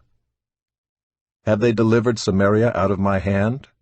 Who among all the gods of the lands have delivered their lands out of my hand, that the Lord should deliver Jerusalem out of my hand? But the people were silent, and answered him not a word, for the king's command was, Do not answer him. Then Eliakim the son of Hilkiah, who was over the household, and Shebna the secretary, and Joah the son of Asaph the recorder, came to Hezekiah with their clothes torn, and told him the words of the Rabshakeh. As soon as King Hezekiah heard it, he tore his clothes and covered himself with sackcloth, and went into the house of the Lord. And he sent Eliakim, who was over the household, and Shebna the secretary, and the senior priests, covered with sackcloth, to the prophet Isaiah the son of Amoz.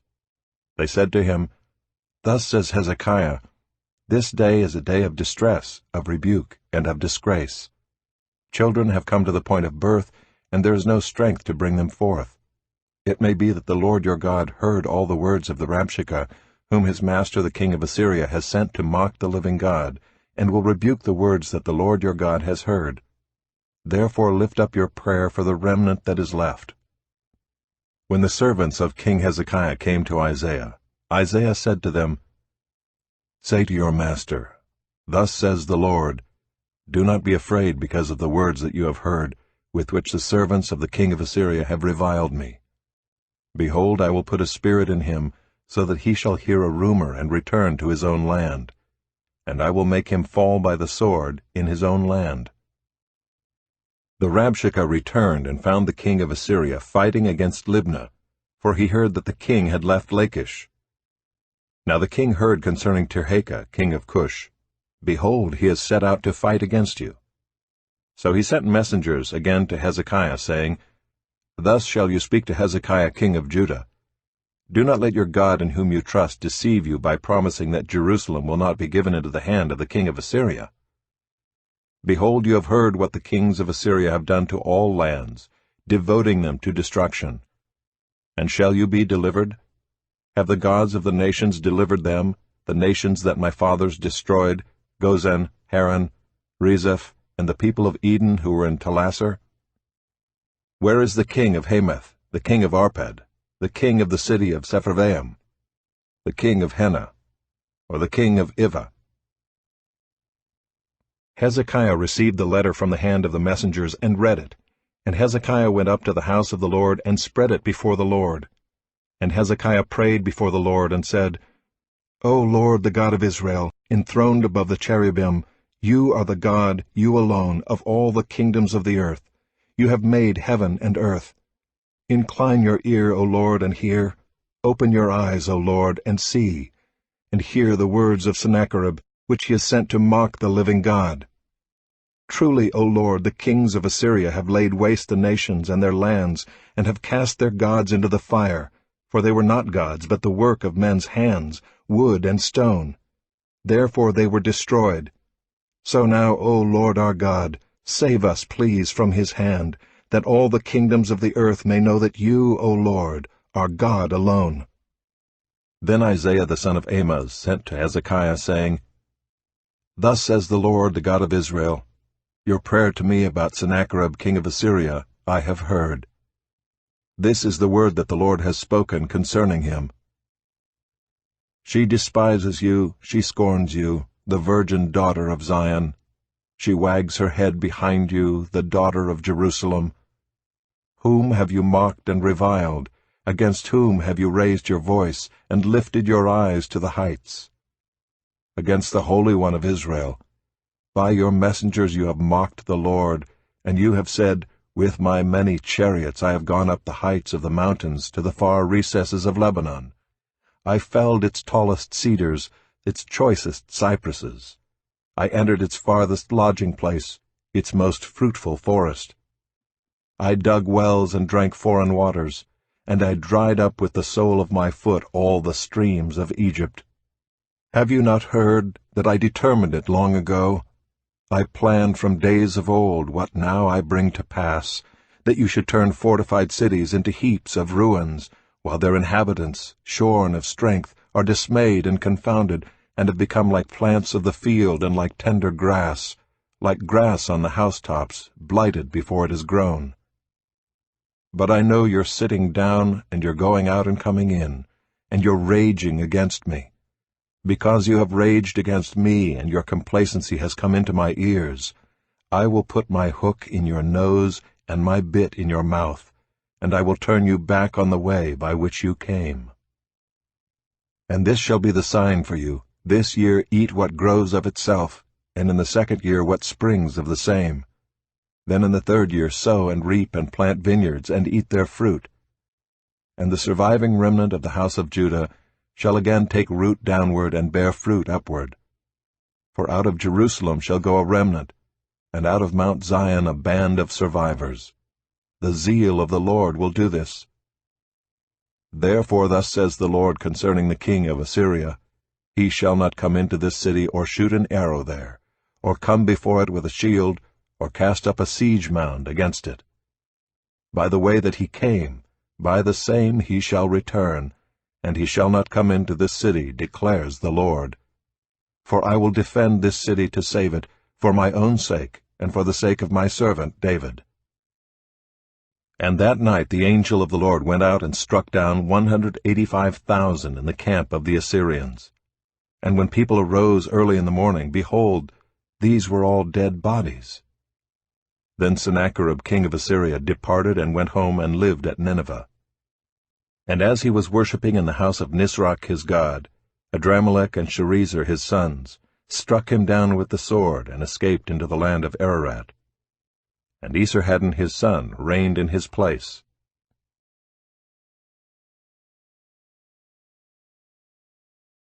In those days Hezekiah became sick and was at the point of death. And Isaiah the prophet, the son of Amoz, came to him and said to him, Thus says the Lord, Set your house in order, for you shall die. You shall not recover. Then Hezekiah turned his face to the wall and prayed to the Lord, saying, Now, O Lord, please remember how I have walked before you in faithfulness and with a whole heart, and have done what is good in your sight.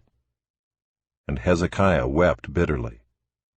And before Isaiah had gone out of the middle court, the word of the Lord came to him. Turn back, and say to Hezekiah the leader of my people, Thus says the Lord, the God of David your father, I have heard your prayer, I have seen your tears. Behold, I will heal you. On the third day you shall go up to the house of the Lord, and I will add 15 years to your life.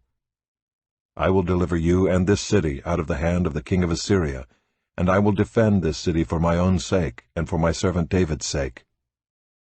And Isaiah said, Bring a cake of figs, and let them take and lay it on the boil, that he may recover.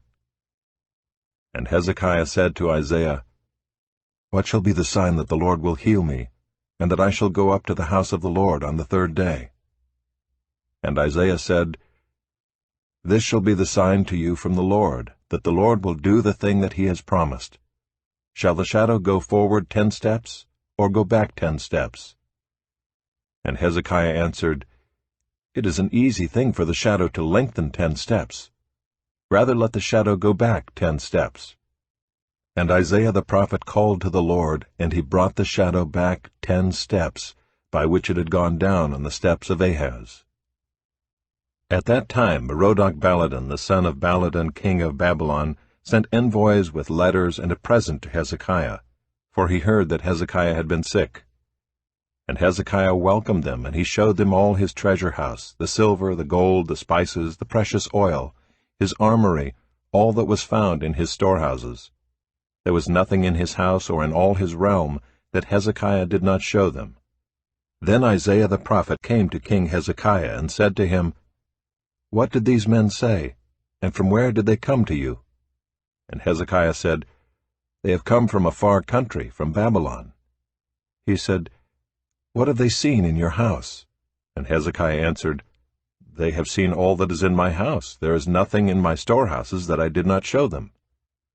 Then Isaiah said to Hezekiah, Hear the word of the Lord. Behold, the days are coming when all that is in your house, and that which your fathers have stored up till this day, shall be carried to Babylon. Nothing shall be left, says the Lord. And some of your own sons, who shall be born to you, shall be taken away, and they shall be eunuchs in the palace of the king of Babylon. Then said Hezekiah to Isaiah, The word of the Lord that you have spoken is good. For he thought, Why not, if there will be peace and security in my days? The rest of the deeds of Hezekiah and all his might, and how he made the pool and the conduit, and brought water into the city, are they not written in the book of the Chronicles of the kings of Judah? And Hezekiah slept with his fathers, and Manasseh his son reigned in his place. Manasseh was 12 years old when he began to reign, and he reigned 55 years in Jerusalem. His mother's name was Hephzibah. And he did what was evil in the sight of the Lord, according to the despicable practices of the nations whom the Lord drove out before the people of Israel. For he rebuilt the high places that Hezekiah his father had destroyed, and he erected altars for Baal, and made an Asherah, as Ahab king of Israel had done, and worshipped all the host of heaven, and served them. And he built altars in the house of the Lord, of which the Lord had said, In Jerusalem will I put my name. And he built altars for all the host of heaven in the 2 courts of the house of the Lord. And he burned his son as an offering, and used fortune-telling and omens, and dealt with mediums and with necromancers. He did much evil in the sight of the Lord, provoking him to anger. And the carved image of Asherah that he had made, he set in the house of which the Lord said to David and to Solomon his son, In this house and in Jerusalem, which I have chosen out of all the tribes of Israel, I will put my name forever. And I will not cause the feet of Israel to wander any more out of the land that I gave to their fathers, if only they will be careful to do according to all that I have commanded them, and according to all the law that my servant Moses commanded them. But they did not listen, and Manasseh led them astray to do more evil than the nations had done whom the Lord destroyed before the people of Israel.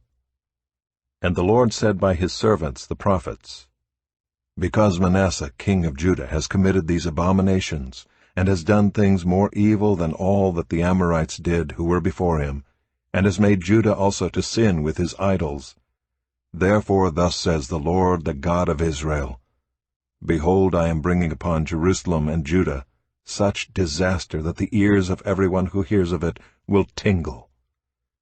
And I will stretch over Jerusalem the measuring line of Samaria, and the plumb line of the house of Ahab, and I will wipe Jerusalem as one wipes a dish, wiping it and turning it upside down.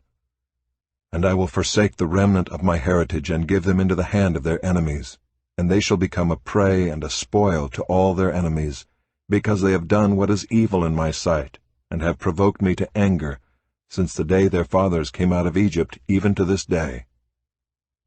Moreover, Manasseh shed very much innocent blood, till he had filled Jerusalem from one end to another, besides the sin that he made Judah to sin, so that they did what was evil in the sight of the Lord. Now the rest of the acts of Manasseh, and all that he did, and the sin that he committed, are they not written in the book of the Chronicles of the kings of Judah? And Manasseh slept with his fathers, and was buried in the garden of his house, in the garden of Uzzah, and Amon his son reigned in his place. Amon was 22 years old when he began to reign, and he reigned 2 years in Jerusalem. His mother's name was Meshullemeth, the daughter of Haruz of Jotbah. And he did what was evil in the sight of the Lord, as Manasseh his father had done. He walked in all the way in which his father walked, and served the idols that his father served, and worshipped them. He abandoned the Lord, the God of his fathers, and did not walk in the way of the Lord. And the servants of Ammon conspired against him, and put the king to death in his house. But the people of the land struck down all those who had conspired against King Ammon, and the people of the land made Josiah his son king in his place. Now the rest of the acts of Ammon that he did, are they not written in the book of the Chronicles of the kings of Judah? And he was buried in his tomb in the garden of Uzzah, and Josiah his son reigned in his place.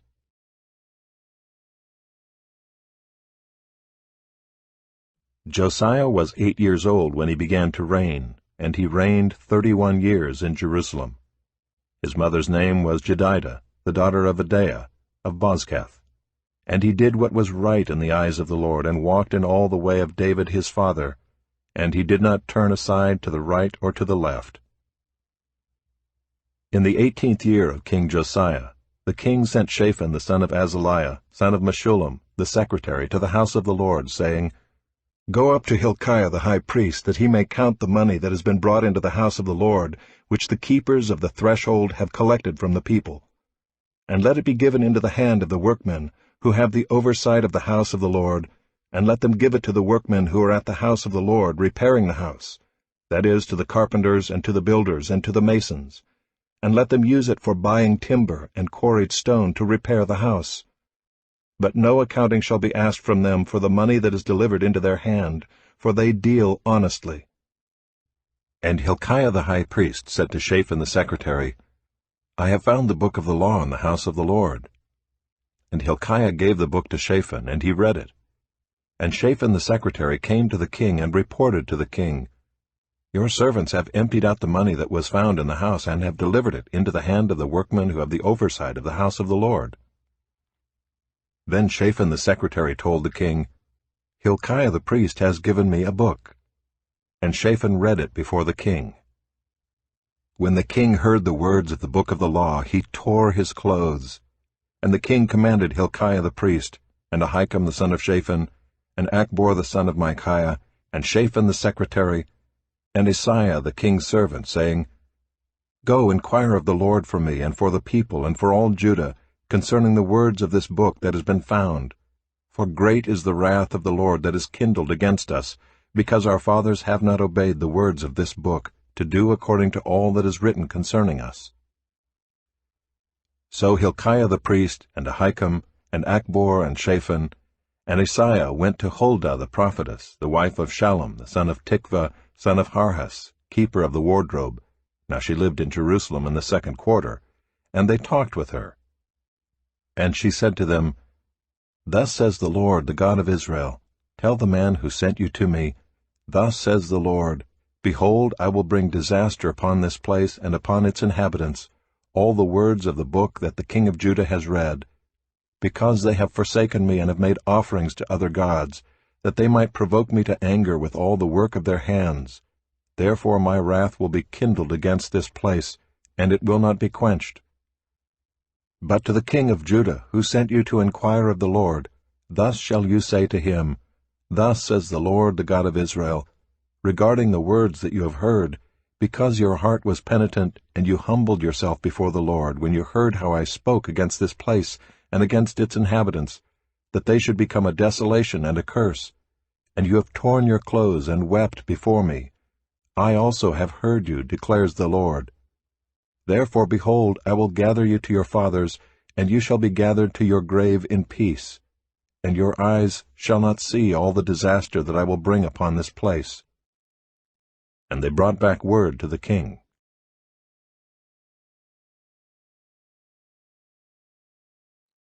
Then the king sent, and all the elders of Judah and Jerusalem were gathered to him. And the king went up to the house of the Lord, and with him all the men of Judah, and all the inhabitants of Jerusalem, and the priests and the prophets, all the people, both small and great.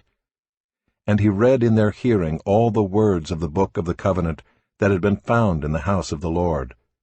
And the king stood by the pillar and made a covenant before the Lord, to walk after the Lord, and to keep his commandments and his testimonies and his statutes with all his heart and all his soul, to perform the words of this covenant that were written in this book. And all the people joined in the covenant.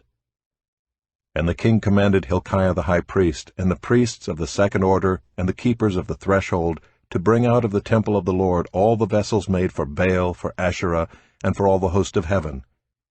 He burned them outside Jerusalem in the fields of the Kidron, and carried their ashes to Bethel.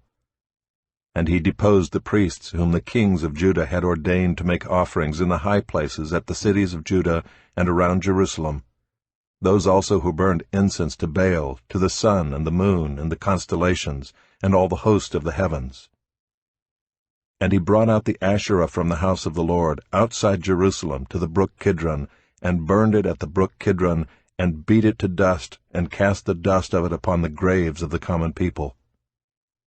And he broke down the houses of the male cult prostitutes who were in the house of the Lord, where the women wove hangings for the Asherah. And he brought all the priests out of the cities of Judah, and defiled the high places where the priests had made offerings, from Geba to Beersheba. And he broke down the high places of the gates that were at the entrance of the gate of Joshua the governor of the city, which were on one's left at the gate of the city. However, the priests of the high places did not come up to the altar of the Lord in Jerusalem, but they ate unleavened bread among their brothers. And he defiled Topheth, which is in the valley of the son of Hinnom, that no one might burn his son or his daughter as an offering to Moloch. And he removed the horses that the kings of Judah had dedicated to the sun at the entrance to the house of the Lord, by the chamber of Nathan-Melech the chamberlain, which was in the precincts. And he burned the chariots of the sun with fire.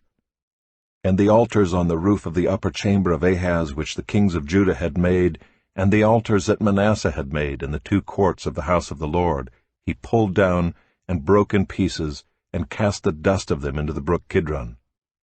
And the king defiled the high places that were east of Jerusalem, to the south of the Mount of Corruption, which Solomon the king of Israel had built for Ashtoreth, the abomination of the Sidonians, and for Chemosh, the abomination of Moab, and for Milcom, the abomination of the Ammonites. And he broke in pieces the pillars, and cut down the Asherim, and filled their places with the bones of men. Moreover, the altar at Bethel, the high place erected by Jeroboam the son of Nebat, who made Israel to sin, that altar with the high place he pulled down and burned, reducing it to dust. He also burned the Asherah. And as Josiah turned, he saw the tombs there on the mount. And he sent and took the bones out of the tombs, and burned them on the altar, and defiled it, according to the word of the Lord that the man of God proclaimed, who had predicted these things. Then he said, "What is that monument that I see?" And the men of the city told him, "It is the tomb of the man of God who came from Judah, and predicted these things that you have done against the altar at Bethel." And he said, "Let him be. Let no man move his bones." So they let his bones alone, with the bones of the prophet who came out of Samaria. And Josiah removed all the shrines also of the high places that were in the cities of Samaria, which kings of Israel had made, provoking the Lord to anger. He did to them according to all that he had done at Bethel, and he sacrificed all the priests of the high places who were there on the altars, and burned human bones on them. Then he returned to Jerusalem. And the king commanded all the people, "Keep the Passover to the Lord your God, as it is written in this book of the covenant." For no such Passover had been kept since the days of the judges who judged Israel, or during all the days of the kings of Israel, or of the kings of Judah. But in the 18th year of King Josiah, this Passover was kept to the Lord in Jerusalem. Moreover, Josiah put away the mediums and the necromancers and the household gods and the idols and all the abominations that were seen in the land of Judah and in Jerusalem, that he might establish the words of the law that were written in the book that Hilkiah the priest found in the house of the Lord. Before him there was no king like him, who turned to the Lord with all his heart, and with all his soul, and with all his might, according to all the law of Moses, nor did any like him arise after him. Still the Lord did not turn from the burning of his great wrath, by which his anger was kindled against Judah, because of all the provocations with which Manasseh had provoked him. And the Lord said, I will remove Judah also out of my sight, as I have removed Israel, and I will cast off this city that I have chosen, Jerusalem, and the house of which I said, My name shall be there. Now the rest of the acts of Josiah and all that he did, are they not written in the book of the Chronicles of the kings of Judah? In his days Pharaoh Necho king of Egypt went up to the king of Assyria to the river Euphrates. King Josiah went to meet him, and Pharaoh Necho killed him at Megiddo as soon as he saw him. And his servants carried him dead in a chariot from Megiddo and brought him to Jerusalem, and buried him in his own tomb. And the people of the land took Jehoahaz the son of Josiah, and anointed him, and made him king in his father's place. Jehoahaz was 23 years old when he began to reign, and he reigned 3 months in Jerusalem. His mother's name was Hamutal, the daughter of Jeremiah of Libnah. And he did what was evil in the sight of the Lord, according to all that his fathers had done. And Pharaoh Necho put him in bonds at Riblah in the land of Hamath, that he might not reign in Jerusalem, and laid on the land a tribute of 100 talents of silver and a talent of gold. And Pharaoh Necho made Eliakim the son of Josiah king in the place of Josiah his father, and changed his name to Jehoiakim. But he took Jehoahaz away, and he came to Egypt and died there. And Jehoiakim gave the silver and the gold to Pharaoh, but he taxed the land to give the money according to the command of Pharaoh. He exacted the silver and the gold of the people of the land, from everyone according to his assessment, to give it to Pharaoh Necho. Jehoiakim was 25 years old when he began to reign, and he reigned 11 years in Jerusalem. His mother's name was Zebidah, the daughter of Pedaiah of Rumah. And he did what was evil in the sight of the Lord, according to all that his fathers had done.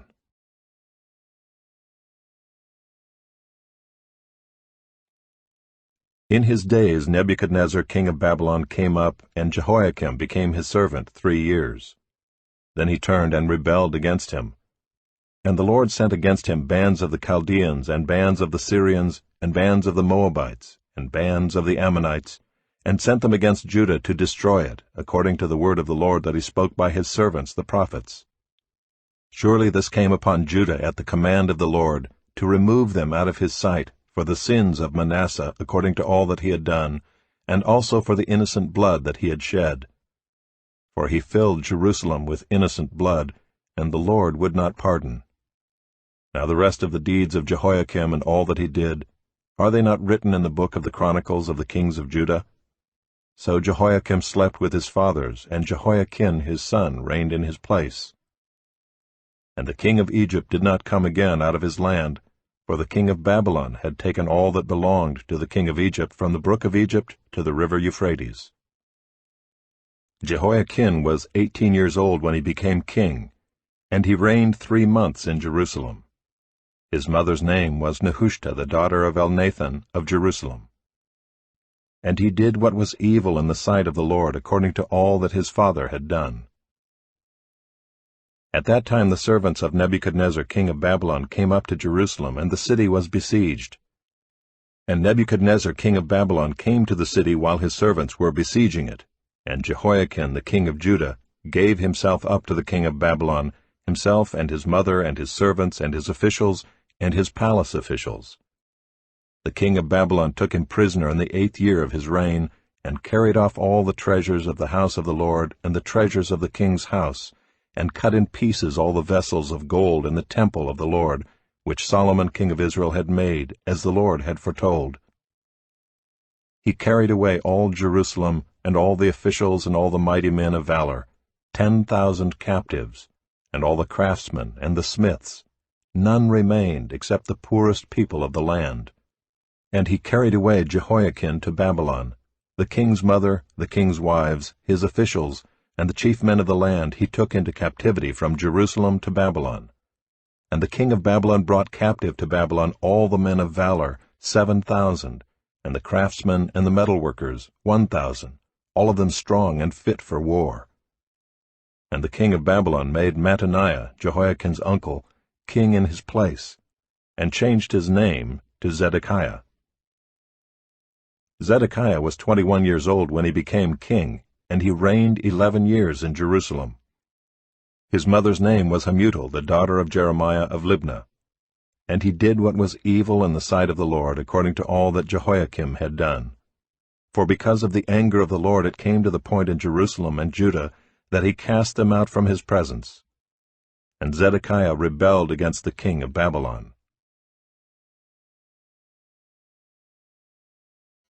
And in the 9th year of his reign, in the 10th month, on the 10th day of the month, Nebuchadnezzar king of Babylon came with all his army against Jerusalem and laid siege to it. And they built siege works all around it. So the city was besieged till the 11th year of King Zedekiah. On the 9th day of the 4th month the famine was so severe in the city that there was no food for the people of the land. Then a breach was made in the city, and all the men of war fled by night by the way of the gate between the two walls, by the king's garden, though the Chaldeans were around the city. And they went in the direction of the Arabah. But the army of the Chaldeans pursued the king and overtook him in the plains of Jericho, and all his army was scattered from him. Then they captured the king and brought him up to the king of Babylon at Riblah, and they passed sentence on him. They slaughtered the sons of Zedekiah before his eyes, and put out the eyes of Zedekiah, and bound him in chains, and took him to Babylon. In the 5th month, on the 7th day of the month, that was the 19th year of King Nebuchadnezzar, king of Babylon, Nebuzaradan, the captain of the bodyguard, a servant of the king of Babylon, came to Jerusalem. And he burned the house of the Lord and the king's house and all the houses of Jerusalem. Every great house he burned down. And all the army of the Chaldeans who were with the captain of the guard broke down the walls around Jerusalem. And the rest of the people who were left in the city, and the deserters who had deserted to the king of Babylon, together with the rest of the multitude, Nebuzaradan the captain of the guard carried into exile. But the captain of the guard left some of the poorest of the land to be vine-dressers and plowmen. And the pillars of bronze that were in the house of the Lord, and the stands and the bronze sea that were in the house of the Lord, the Chaldeans broke in pieces and carried the bronze to Babylon. And they took away the pots and the shovels, and the snuffers and the dishes for incense, and all the vessels of bronze used in the temple service, the firepans also, and the bowls. What was of gold the captain of the guard took away as gold, and what was of silver as silver. As for the 2 pillars, the one sea, and the stands that Solomon had made for the house of the Lord, the bronze of all these vessels was beyond weight. The height of the one pillar was 18 cubits, and on it was a capital of bronze. The height of the capital was 3 cubits. A latticework and pomegranates, all of bronze, were all around the capital. And the second pillar had the same, with the latticework.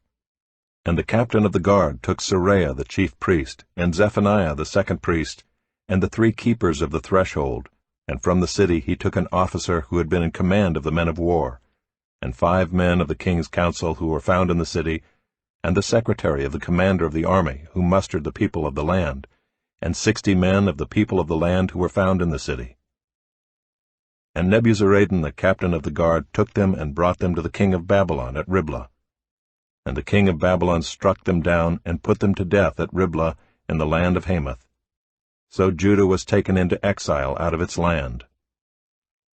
And over the people who remained in the land of Judah, whom Nebuchadnezzar king of Babylon had left, he appointed Gedaliah the son of Ahikam, son of Shaphan, governor. Now when all the captains and their men heard that the king of Babylon had appointed Gedaliah governor, they came with their men to Gedaliah at Mizpah, namely, Ishmael the son of Nethaniah, and Johanan the son of Kareah, and Seraiah the son of Tanhumeth the Netophathite, and Jaazaniah the son of the Maachathite. And Gedaliah swore to them and their men, saying, Do not be afraid because of the Chaldean officials. Live in the land, and serve the king of Babylon, and it shall be well with you. But in the 7th month, Ishmael the son of Nethaniah, son of Elishama, of the royal family, came with 10 men, and struck down Gedaliah, and put him to death along with the Jews and the Chaldeans who were with him at Mizpah. Then all the people, both small and great, and the captains of the forces arose and went to Egypt, for they were afraid of the Chaldeans. And in the 37th year of the exile of Jehoiakim king of Judah, in the 12th month, on the 27th day of the month, Evil-Merodach, king of Babylon, in the year that he began to reign, graciously freed Jehoiakim king of Judah from prison. And he spoke kindly to him, and gave him a seat above the seats of the kings who were with him in Babylon. So Jehoiakim put off his prison garments, and every day of his life he dined regularly at the king's table, and for his allowance a regular allowance was given him by the king, according to his daily needs, as long as he lived.